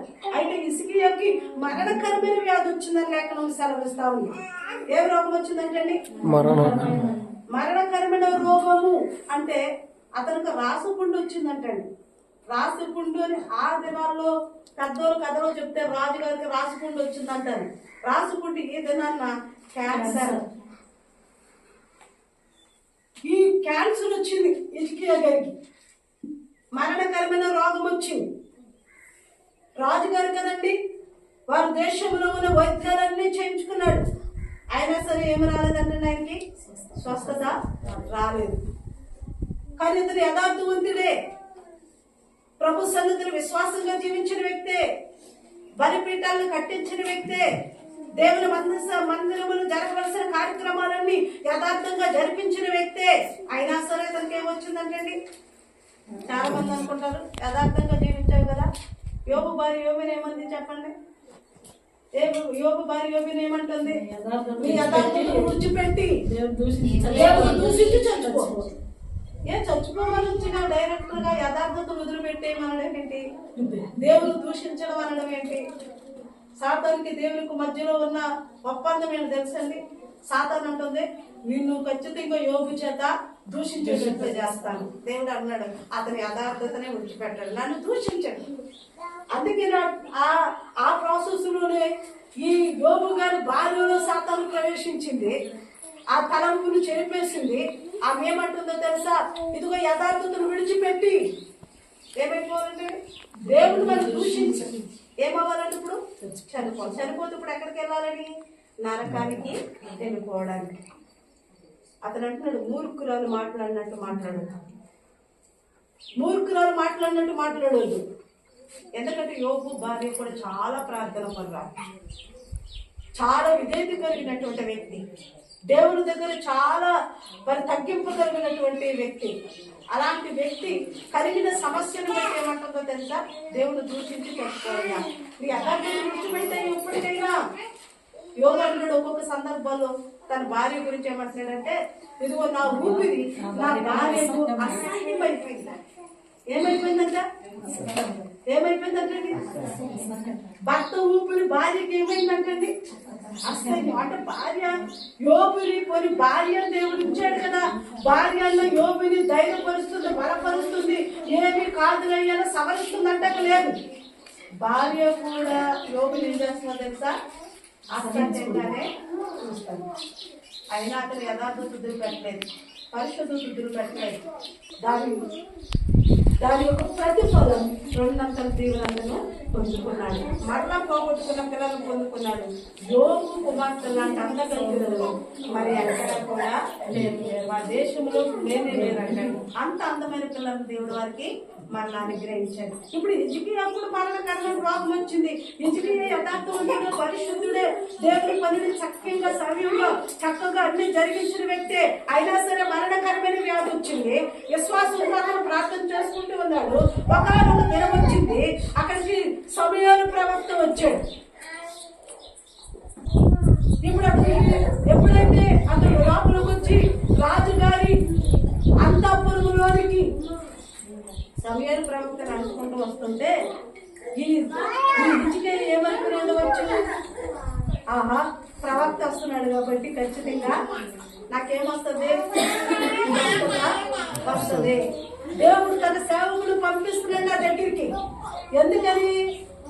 నేను యథార్థంగా ఉన్నాను కాబట్టి, మందిరంలో ఉండవలసిన కార్యక్రమాలను ఘనంగా చేస్తున్నారు కాబట్టి, బలిపీఠాలు కట్టించారు కాబట్టి, యథార్థతతో ప్రభుని సేవించారు కాబట్టి, రాజ్య పరిపాలనలో కానీ ఎక్కడా కానీ ఏ లోపము లేకుండా నా యథార్థమైన జీవితాన్ని దేవుని ఎదుట కనిపరిచారు కాబట్టి ప్రవక్త వస్తున్నాడు నన్ను స్వస్థపరచడానికి అనుకున్నాడు. కానీ ఏం జరిగిందో తెలుసా? అక్కడ ఇందాక మనం ఫస్ట్ జ్ఞాపకం చేసుకున్నాం కదండి, సౌలుతో ప్రభు ఏమన్నా నా కొత్త నీకు కావాలనుకుగా ఇక్కడ హిజ్కియా దేవుని వాక్యం చెప్తుంది, ఇదిగో నీకు టైం అయిపోయింది, నీ ఇల్లు చక్క పెట్టుకో, దీపం ఉండగానే ఇల్లు చక్క పెట్టుకో, ఇదిగో నువ్వు చనిపోబోతున్నావు. ఈ మాట వినంగానే హిజ్కియా ప్రాణం ఎలా ఉంటుందండి? ఎలా ఉంటుంటది?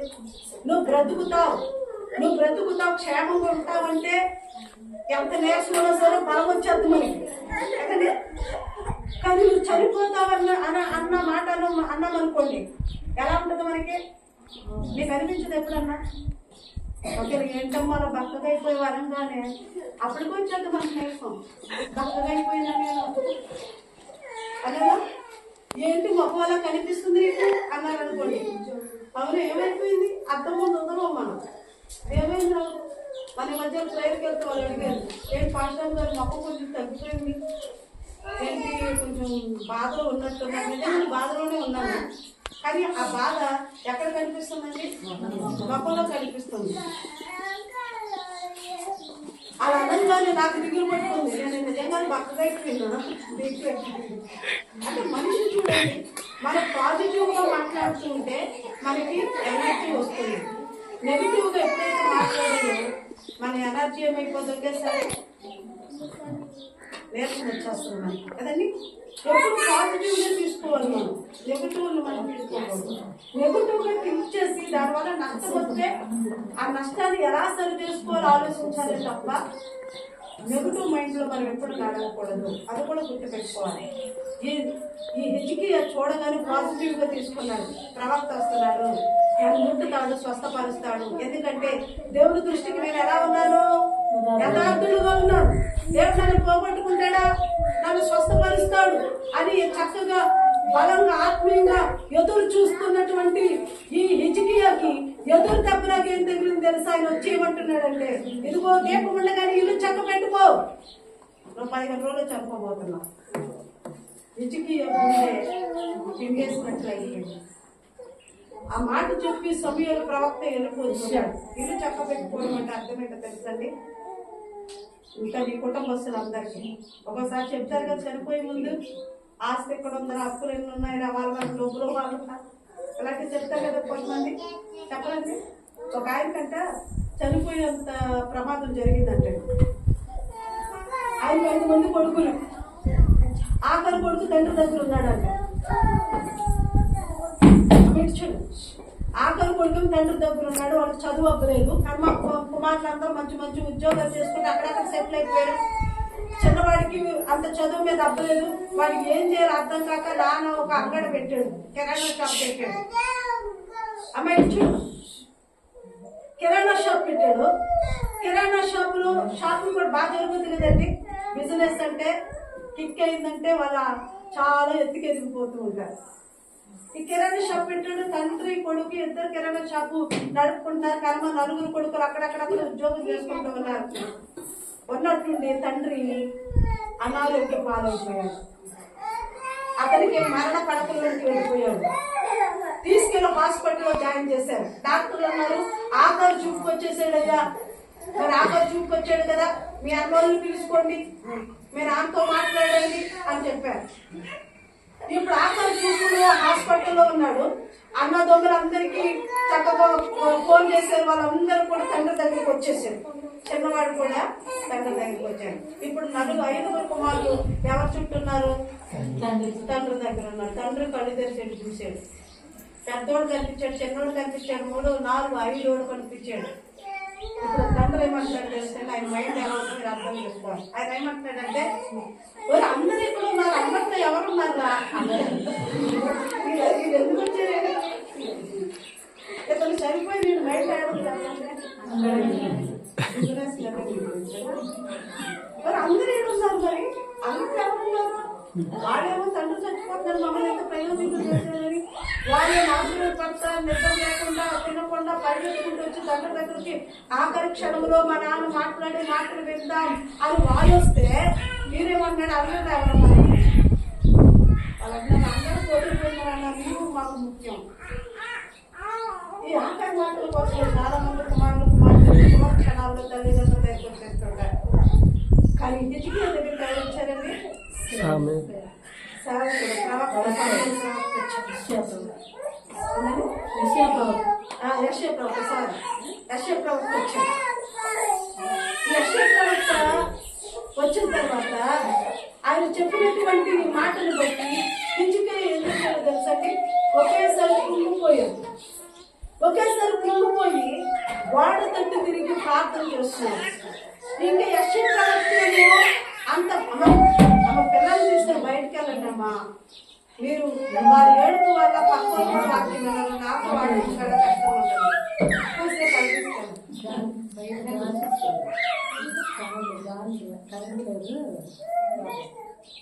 కదండి. ఇప్పుడు యెషయా ప్రవక్తేమో అంతఃపురంలో నడుచుకుంటూ బయటకు వెళ్తూ ఉన్నాడు. హిజ్కియా వెంటనే గోడ తట్టు తిరిగి మోకరించి ప్రార్థన చేస్తున్నాడు. ఏమని ప్రార్థన చేస్తున్నాడు ఇందాక మనం చదువుకున్నాం. ప్రభా, నీ దృష్టికి నేను యథార్థంగా ఎలాగో ప్రవర్తించాను, ఒక్కసారి నీ కృపతోనే నన్ను జ్ఞాపకం చేస్తుంది. దేని ద్వారా అంటే నేను గెలవడానికి, రాజ్యం స్థిరపరచుకోవడానికి, మందిరంలో అన్ని నెరవేర్చడానికి, బలిపీఠాలు కట్టి మళ్ళీ ప్రార్థనలు జరిగించడానికి, బలులు అర్పించడానికి అన్నిటికీ కావలసినటువంటిది నీ కృపే నా మీద ఉంచావు. నీ కృపతోనే ఇవన్నీ చేయగలిగాను. కాబట్టి ఈ సమయంలో నేను చనిపోబోతున్నాను. నేను చేసినటువంటి మంచి పనులు నీ కృప ద్వారా జ్ఞాపకం చేసుకో అన్నాడు. ప్రభా, స్వస్థపరచు ప్రభా, ఎలా చేసాను ఒక్కసారి కూడా గుర్తు చేసుకొని నాకు చెప్పలేదండి. ఏమంటున్నాడు ఆయన? నీ కృప ద్వారా జ్ఞాపకం చేసుకో. వెంటనే ఆయన కన్నీరు కార్చాడంటండి. దేవుడు అంటాడు, ఆయన చేసిన కన్నీరు ఎవరి దగ్గరికి వెళ్ళిపోయిందంటండి? దేవుని దగ్గర. నీ కన్నీరు చూశాను నేను, నీ కన్నీటిని చూశాను. ఎప్పుడైనా నీ కలిగిన శ్రమను బట్టి కన్నీరు కార్చావా? నీకు కలిగిన ఇబ్బందిని బట్టి కన్నీరు కార్చావా? నీకు కలిగినటువంటి రోగాన్ని బట్టి కన్నీరు కార్చావా? మన కన్నీరు రాదు, దుఃఖం రాదు, పశ్చాత్తాపం రాదు, కానీ ప్రభుత్వం మన మీద ఉండాలని కోరుకుంటాం. దేవుని కాపుదల మన మీద ఉండాలనుకుంటాం.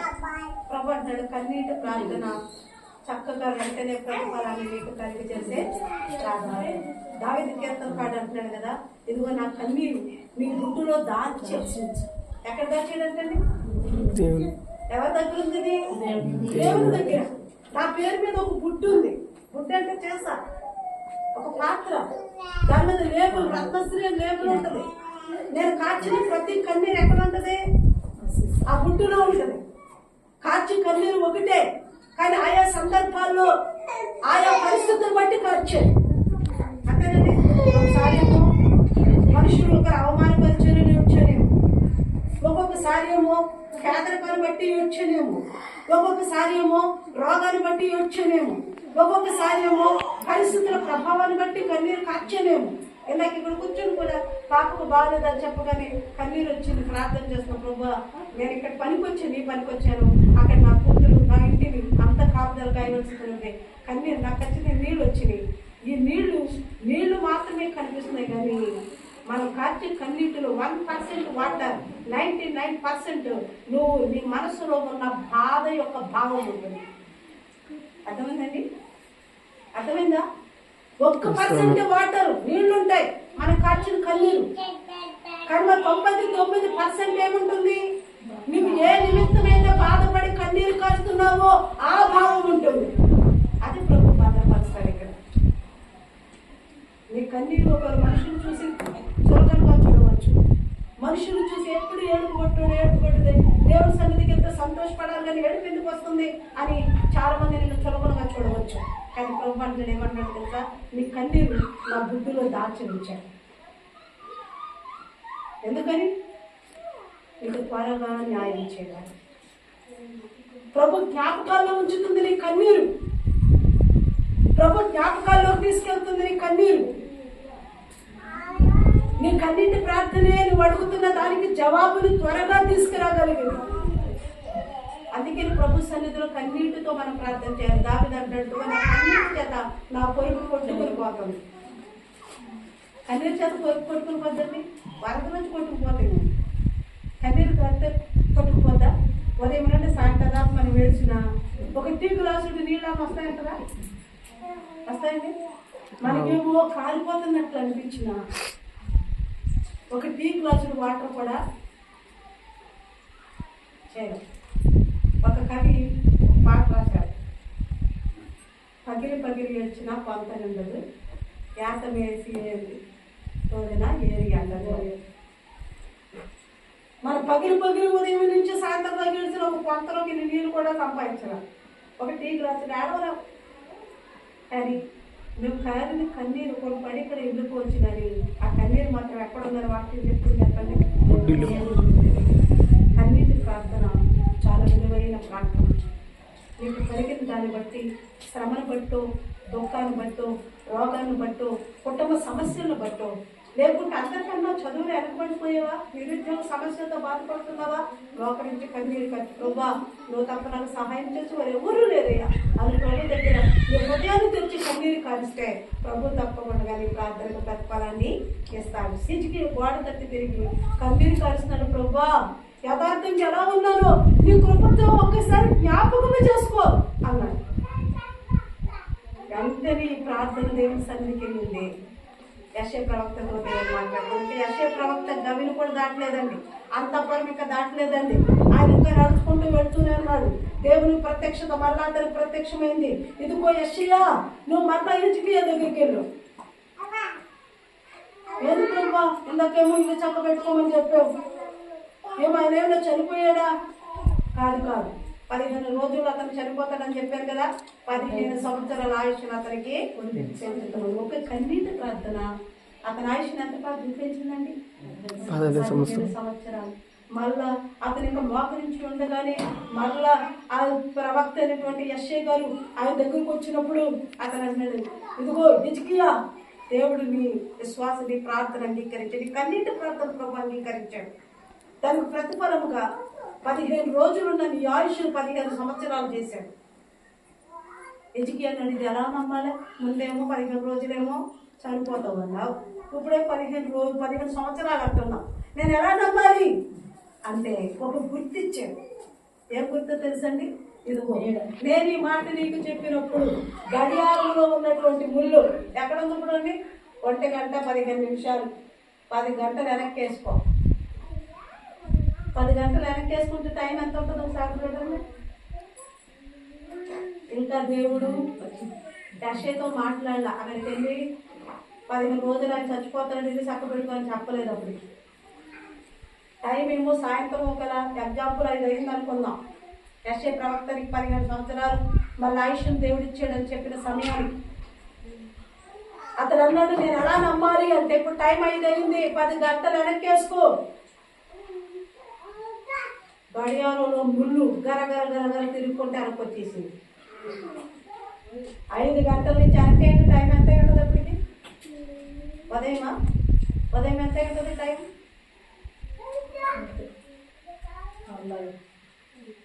మనకెవరు ఎక్కడ రావు, మీకు వస్తాయి నేను అడుగుతున్నా. 10 గంటలు 5 గంటల నుంచి వెనక్కేసుకుందాం, ఎంత ఉంటుంది టైం? ఎంతేంటండి గ్రేట్ అన్నా, మాకెందుకు రేపు ఆశ్రమం చెబుతుందని అనుకుంటున్నారు. లెక్కండి, ఎన్ని గంటలకి వెళ్ళింది వెనక్కి? 5, 4, 3, 2, 1, 12, 11, 10, 9, 8. ఉదయం ఎంత అయిందండి? 8 గంటలు. బయటకు వచ్చి చూసాడు ఉదయం 8 అయింది, కానీ వాస్తవంగా టైం ఎంత? 5 గంటలకు మాట్లాడాడు వచ్చి ప్రవక్త. గడియారం ముళ్ళు హిజ్కియా ఇంట్లోనే మారిపోలేదండి. ఎక్కడ మారింది? ప్రపంచ యావత్తుగా మారింది. దేవునికి అసాధ్యమైంది ఏది లేదు ఈ జీవితంలో. అందుకే నేను ఎగ్జాంపుల్ ఇంకొక మాట జ్ఞాపకం చేస్తా. శరీరం ఉడికిపోయిన శారాన్ని, గర్భసంచి ఉడికిపోయిన శారాన్ని దేవుడు వాగ్దానం చేసిందని నెరవేర్చడానికి ఏం చేశాడో తెలుసా? శరీరం ఏమో ముడిచిపోయి ముసలామలాగా ఉంది, లోపల పార్ట్స్ అన్ని ఎలా అయిపోయినాయి తెలుసండి? యవ్వనముగా 20 సంవత్సరాల అమ్మకి 18 సంవత్సరాల అమ్మాయికి ఎలా ఉంటుందో అలా మార్చేసండి. ఎందుకంటే మన నిర్మాణకుడు ఎవరు? దేవుడే. ప్రపంచాన్ని సృష్టించింది ఎవరు? దేవుడే. సృష్టికర్త అయినటువంటి దేవునికి సృష్టిని మార్చగల సామర్థ్యత ఆయనకి ఉంది. మీకోసం ఏదైనా చేయగలరు. హిజ్కియా కోసం 10 గంటలు వెనక్కి తిప్పిన దేవుడు మీకోసం ఏం చేయలేడా? ఇశ్రాయేలు ప్రజల కోసం ఎర్ర సముద్రాన్ని 2 పాయలు చేసిన దేవుడు నీ కోసం ఏం చేయడా? బండలోంచి నీరుని తీసి వాళ్ళకి మరి చక్కగా నీళ్లు త్రాగునిచ్చిన దేవుడు. ఒకరు తాగలేదు, ఇద్దరు తాగలేదు, 30 లక్షలకు పైగా మనుషులు తాగే నీరు ఆ బండలోంచి వచ్చింది. వాళ్ళని తృప్తిపరిచిన దేవుడు మీకు సహాయం చేయడా? మీ సమస్యలు దేవునికి పెద్దవి కాదండి, నీకు నీ సమస్య పెద్దది, కానీ దేవునికి మాత్రం ఎలాంటిది? చాలా మనం అనుకుంటే ఎంత పెద్ద సమస్యను ఎట్లా నేను లాక్కురావాలండి, ఎంత పెద్ద సమస్యను ఎలా ఎదుర్కోవాలండి? ఇది పెద్ద సమస్య, మీకు పెద్ద సమస్య, కానీ దేవునికి మాత్రం చాలా చిన్న సమస్య. అందుకే ప్రభు అంటాడు, మీ బారు మీ ఉపం మీదేమో అప్పుడు మీ కార్యములు సఫలమవుతాయి. హిజ్కియా భార్యను ఎవరి మీద వేసాడు దేవుడు? హిజ్కియా దేవుడు. అయ్యో భార్య దగ్గరికి వెళ్ళిపోయామే, నేను చచ్చిపోతానంట, 15 రోజుల్లో మన ఆస్తులు ఎక్కడున్నాయి, మన అప్పులు ఎక్కడున్నాయి, మన పెద్దోడికి ఉద్యోగం, చిన్నోడికి ఉద్యోగం, వాడు కూడా తొందరగా అమ్మాయిని చూడు పెళ్లి చేసేద్దాం అని చెప్పలేదండి. చాలా మంది పని చేస్తారు కదా, నేను చచ్చిపోతాను, చిన్నోడు కూడా పెళ్లి చేసి నేను చచ్చిపోతే ఆయనకి ముడి పెట్టేస్తాడు. అప్పటికప్పుడు చూసి వాళ్ళిద్దరేమో కొడుకుని చచ్చిపోతాను. మన ఆనందం కోసం పిల్లల భవిష్యత్తులు పాటు చేసేస్తాం కదండి. కానీ హిజ్కియా అలా చేయలేదండి. ఇల్లు చక్క పెట్టుకోవడంగానే మోకరించాడు. ఇల్లు అనగా మన హృదయం. దేవుని ఇల్లు అంటే మందిరము, దేవుని చేత కట్టబడిన ఇల్లు మన హృదయం. మన ఇంటిలో ప్రభు ఉంటానని చెప్పాడు. ఎక్కడంటాడు? దీని ఇల్లు అన్నాడు, మందిరం అన్నాడు, మన హృదయాన్ని. ఏదండి? నీ హృదయము ప్రభు నివసించే ఇల్లు, ప్రభు నివసించే దేవాలయం. హిజ్కియా అందుకని మోకరించిన వెంటనే ప్రభు కృప చేత జ్ఞాపకం చేసుకో అని ప్రార్థన చేస్తే ఆయన కృప దేవుని జ్ఞాపకాలలోనికి తీసుకెళ్ళిపోయింది. అవును, హిజ్కియా యథార్థవంతుడు. పడిపోయిన మందసాలను తిరిగి కట్టించి బలులు అర్పించాడు. దేవుని మందిరాల్లో జరగవలసినటువంటి కార్యక్రమాలన్నీ కరెక్ట్గా జరిపించాడు. ఎక్కడ చూసినా నా నామానికి అవమానకరంగా జీవించలేదు.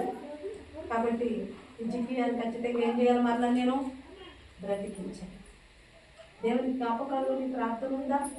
దేవుని జ్ఞాపకాల్లో నీ కన్నీరుందా? దేవుని జ్ఞాపకాల్లోనికి నువ్వు చేస్తున్న ప్రతిక్రియ వెళుతుందా?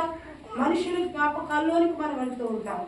మనుషుల జ్ఞాపకాలు గురించి మనం ఆలోచిస్తుంటాం. నేను బాగా చేసిన ఈ పని, బాగా వాక్యం చెప్పాను, బాగా అన్నది కాదండి. నేను చెప్పినటువంటి మాట ఇతరులకు ఉపయోగకరంగా ఉందా, ఉపయోగకరంగా లేదా? వాస్తవంగా నేను వాక్యం మీకు ఎలా చెప్తున్నాను, నేను ఎలా చెప్పాను?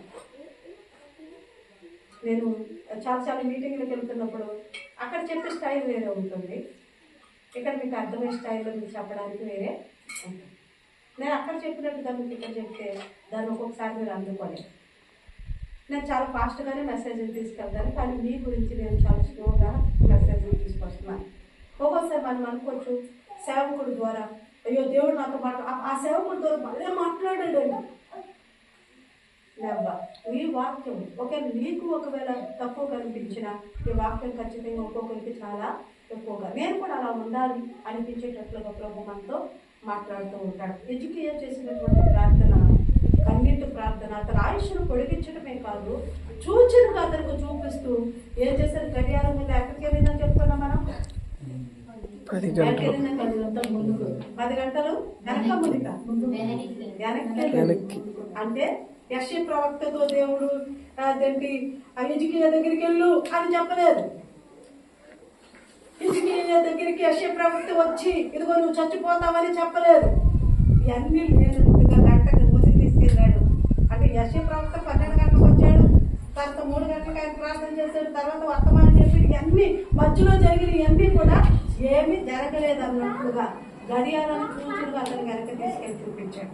మీ జీవితంలో కూడా మీరు చూడండి, మీ జీవితంలో నా జీవితంలో జరగవలసినవి ఏవి, మన భూత వర్తమాన భవిష్యత్తు కాలాలు ఎవరి చేతిలో ఉన్నాయి? ఎవరి చేతిలో ఉన్నాయి? మన భూత వర్తమాన భవిష్యత్తు కాలాలు దేవుని చేతిలో ఉన్నాయి. మీ భవిష్యత్తుని తీర్చిదిద్దగలిగేది ప్రభు మాత్రమే. నేను ప్రజెంట్ని నేను నడిపించే వ్యక్తి ప్రభు మాత్రమే. వెనకున్నటువంటి వ్యక్తులు మళ్ళీ ఎవరైనా కాబట్టి వెనకున్న వాళ్ళు మర్చిపోదాం. ప్రభు దగ్గరికి జ్ఞాపకాలు వచ్చిన ప్రార్థన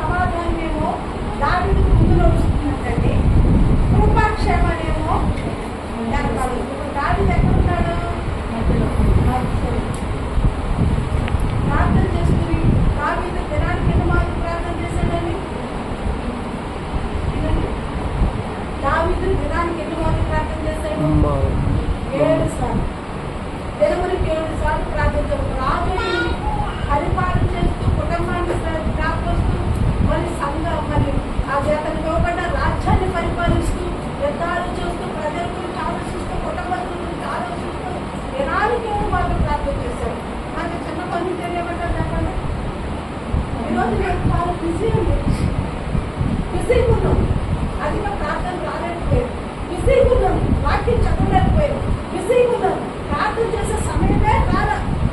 పక్కింట్లో మాట్లాడడానికి సమయం దొరుకుతుంది, ఎదురుతో మాట్లాడడానికి సమయం దొరుకుతుంది, కానీ ప్రార్థన చేయడానికి వాక్యం చదవడానికి మాత్రం ఏం దొరుకుతుంది మనకి సమయం. దావీదు రాజు ఉంటే దినానికి 7 మాటలు ప్రార్థన చేశాడు ఆయన. అతను ఇవ్వబడినటువంటి పని నిమిత్తము, రాజ్య పరిపాలన నిమిత్తం, కుటుంబం గురించి, దేవుని గురించి ప్రార్థన చేస్తూ ఉంటాడు. అలాంటి వ్యక్తి ఏమన్నాడో తెలుసా? ఇదిగో ప్రభా, ఇదిగో నేను నీ కృపాక్షేమంగా ఏర్పరుస్తున్నాయి, నీకు సమాధానము నాకు ముందు వెళుతూ ఉన్నాయి. అంటే దావీదు ఎక్కడున్నాడండి? మధ్యలో